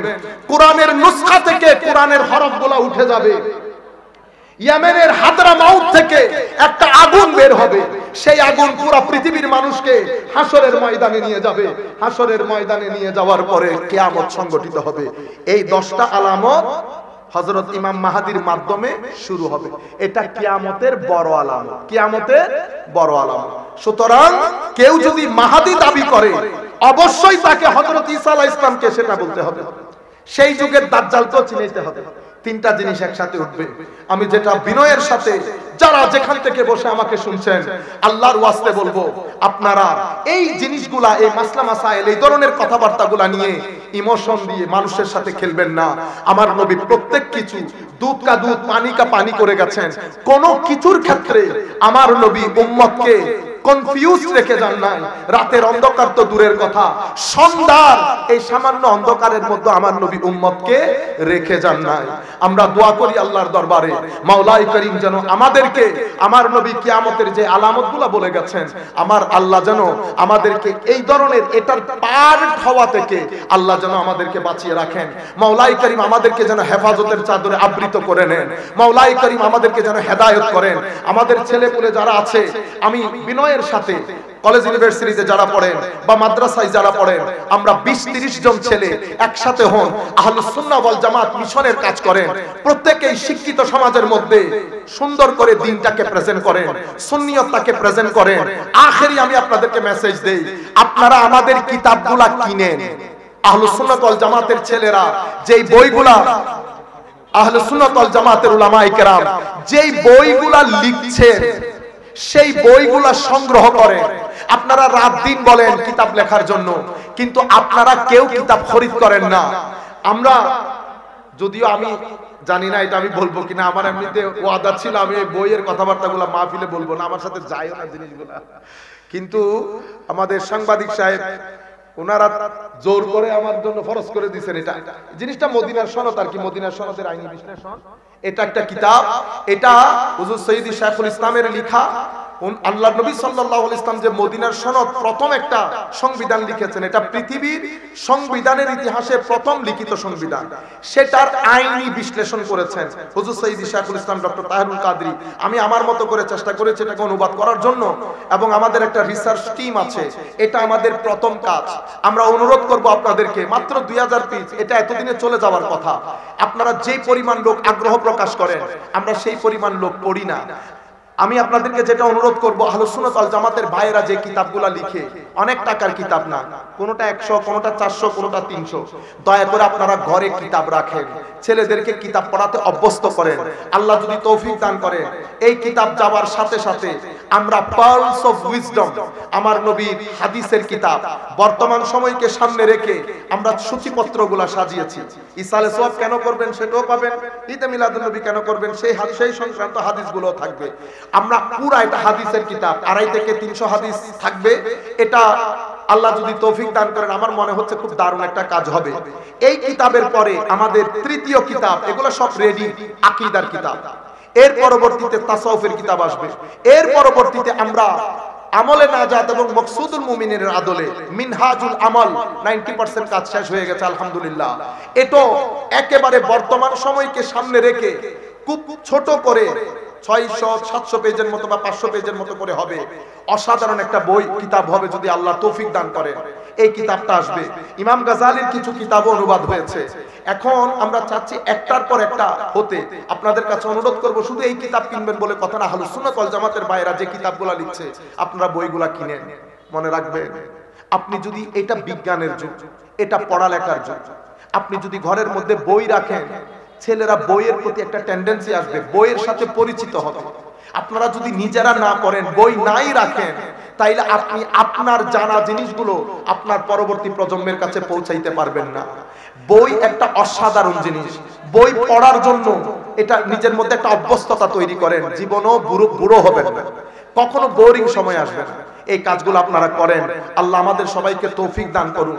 আর একটা মূল কথা যেটা বলতে চাচ্ছি, আগে আমাদেরকে শিখতে হবে। আপনি না শিখে মানুষের সাথে ডিবেট করতে যান, তখন নিজেও ডুবেন, আমাদেরকেও ডুবান। সিস্টেম হচ্ছে আগে নিজে শিখেন, পড়েন, জানেন, বুঝেন, পালন করেন, প্রচার করেন। Very simple. শিখেন মানে জানেন, বুঝেন, জানার পরে বুঝতে হয়, বোঝার পরে মানতে হয়, মানার পরে প্রচার করতে হয়। আপনি যদি একটা ইদার উদার করেন, ধরা খেয়ে যাবেন। আর মিশনের কাজ আমরা যারা করব, আমার ভাইয়েরা, বর্তমান সময়ে সবচেয়ে উত্তম কাজ আমার নবীর দ্বীনের কাজ করা। এমন বরকত পাবেন যদি ইখলাসের সাথে করে, নিয়ত নিয়ে করে, রিজিকেরও কোনো সমস্যা হবে না। দুনিয়ার জীবনে সম্মানও পাবেন, টাকা পয়সাও পাবেন, আখিরাত সুন্দর হবে যদি আমার নবী খুশি হয়। এটা উম্মতে মুসলিমার পরন্তির যুগ। প্রত্যেকে যার যার অবস্থান থেকে মনে রাখবেন, আমার আল্লাহ বুড়া হয়ে যায় না। আমার আল্লাহ সেদিন যেমন ছিল আজকেও তেমন। সেদিনও সহযোগিতা করেছে, আজকেও সহযোগিতা করে আমার আল্লাহ। প্রত্যেক রাতে আমাদেরকে এসে জিজ্ঞেস করে আমরা কেমন আছি, কোনো কিছু দরকার আছে কি। সুতরাং কোন প্রয়োজন আল্লাহর দরবারে চান, দ্বীনের খেদমত করে, পবিত্র কোরআন তিলাওয়াত করে, নামাজমুখী হন, ঘরের মধ্যে শান্তি পাবে। ঘরের মহিলাদেরকে দ্বীনের কথা বুঝান, ছেলেদেরকে নামাজমুখী করার জন্য বারবার বলেন ছেলেরা যেন নামাজ পড়ে। যেভাবে আপনারা অন্যান্য কাজের জন্য ছেলেদেরকে তাসাদ্দুদ করেন, একই নামাজের জন্য করেন, কোরআনের তিলাওয়াতের জন্য করেন। আল্লাহ রাব্বুল আলামিন আমাদের সকলের হামি ও নাসির হোক। মাওলাই করিম আমাদের সবাইকে কবুল করুক। আসেন আমরা কয়েকবার দরুদ শরীফ পড়ি। সালাতুন ইয়া রাসূলুল্লাহ আলাইকুম, সালামুন ইয়া হাবিবাল্লাহ আলাইকুম, নমিদানম छे मंजिल बूद शब जाए के मनबूदम, बाहर सो रक्स बिस्मिल बूद शब जाए के मनबूदम, सलातुनिया रसूल अल्लाह अलैकुम, सलामुनिया हबीब अल्लाह अलैकुम, परी पैर कर निगार सरूक दे लाला रुख सारे, सरपा आफते दिल बूद शब जाए के मनबूदम, सलातुनिया रसूल अल्लाह अलैकुम, सलामुनिया हबीब अल्लाह अलैकुम, खुदा खुद मीर मजलिस बूद अंदर लामका खुसरू, खुदा खुद मीर मजलिस बूद अंदर लामका खुसरू, मोहम्मद शम्मे महफिल बूद शब जाए के मनबूदम, सलातुनिया रसूल अल्लाह अलैकुम, सलामुनिया हबीब अल्लाह अलैकुम।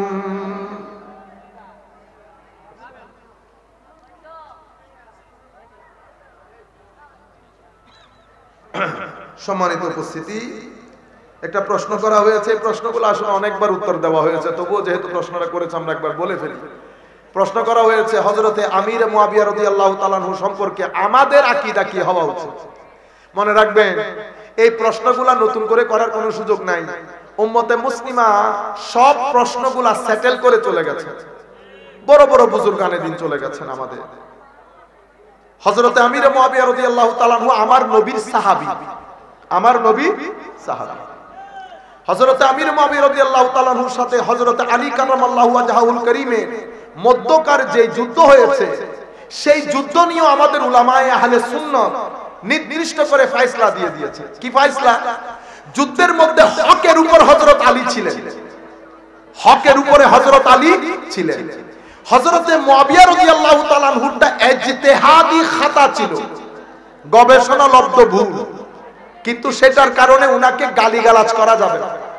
গালিগালাজ করা হারাম, সমালোচনা করা হারাম। কেন? কারণ উনি সাহাবিয়ে রাসূল সাল্লাল্লাহু আলাইহি ওয়াসাল্লাম। আমরা কি হয়েছে, ওনারা কি করেছেন, এটার ভিতরে আমাদের ঢুকার কোনো দরকার নাই। আমার নবী বলেছেন, যেই ব্যক্তি আমার সাহাবীর সমালোচনা করে তার উপর আমার লানত, আল্লাহর লানত, কুল কায়নাতের লানত। সুতরাং আমরা এই বিষয়ে বেশি স্মার্টনেস দেখাতে যাব না।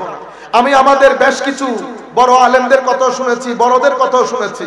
আমি বিনয়ের সাথে অনুরোধ করব, হুজুর কিছু কথা বাজারে বলার, কিছু কথা মাদ্রাসায় বলার, আপনি মাদ্রাসার কথা বাজারে বলিয়েন না। আর দয়া করে আপনি যে অভিমত দিয়েছেন, এই যে আমি কথা যেটা বলেছি আপনাদেরকে, আমি যে কথা বলেছি, আপনি আমার কাছে বলেন হুজুর রেফারেন্স কি, আমি বলবো ফিকহের কিতাব, ফিকহের কিতাব, ফিকহের কিতাবের মধ্যে আপনি যদি হেদায়া পড়েন, শুধু হেদায়া, আমার এই কথা পাবেন। হাদিসের কিতাব আপনি যদি ইবনে হাজার আসকালানী পড়েন, আমার কথা পাবেন। আপনি আকীদার কিতাবের মধ্যে যদি একদম শুরু থেকে শেষ পর্যন্ত আপনি এই কথাটাই পাবেন। সুতরাং আপনি যদি অন্য মতামত পেশ করেন, আমরা অনুরোধ করব আপনারা সেটা দলিল আদিল্লার ভিত্তিতে বলবেন। কিন্তু বিনয়ের সাথে অনুরোধ, 1300 বছরে উম্মতে মুসলিমা এটা নিয়ে বাড়াবাড়ি করেন নাই। তবে আমি আপনাদেরকে বলবো, কোনো কিছু নিয়ে অতিরঞ্জন ঠিক না। এফরাত করব না, তফরিত করব না। এফরাত করে উপরে উঠাবো না, তফরিত করে নিচেও নামাবো না। এতেদাল। ওয়া মা আলাইনা ইল্লাল বালাগুল মুবিন।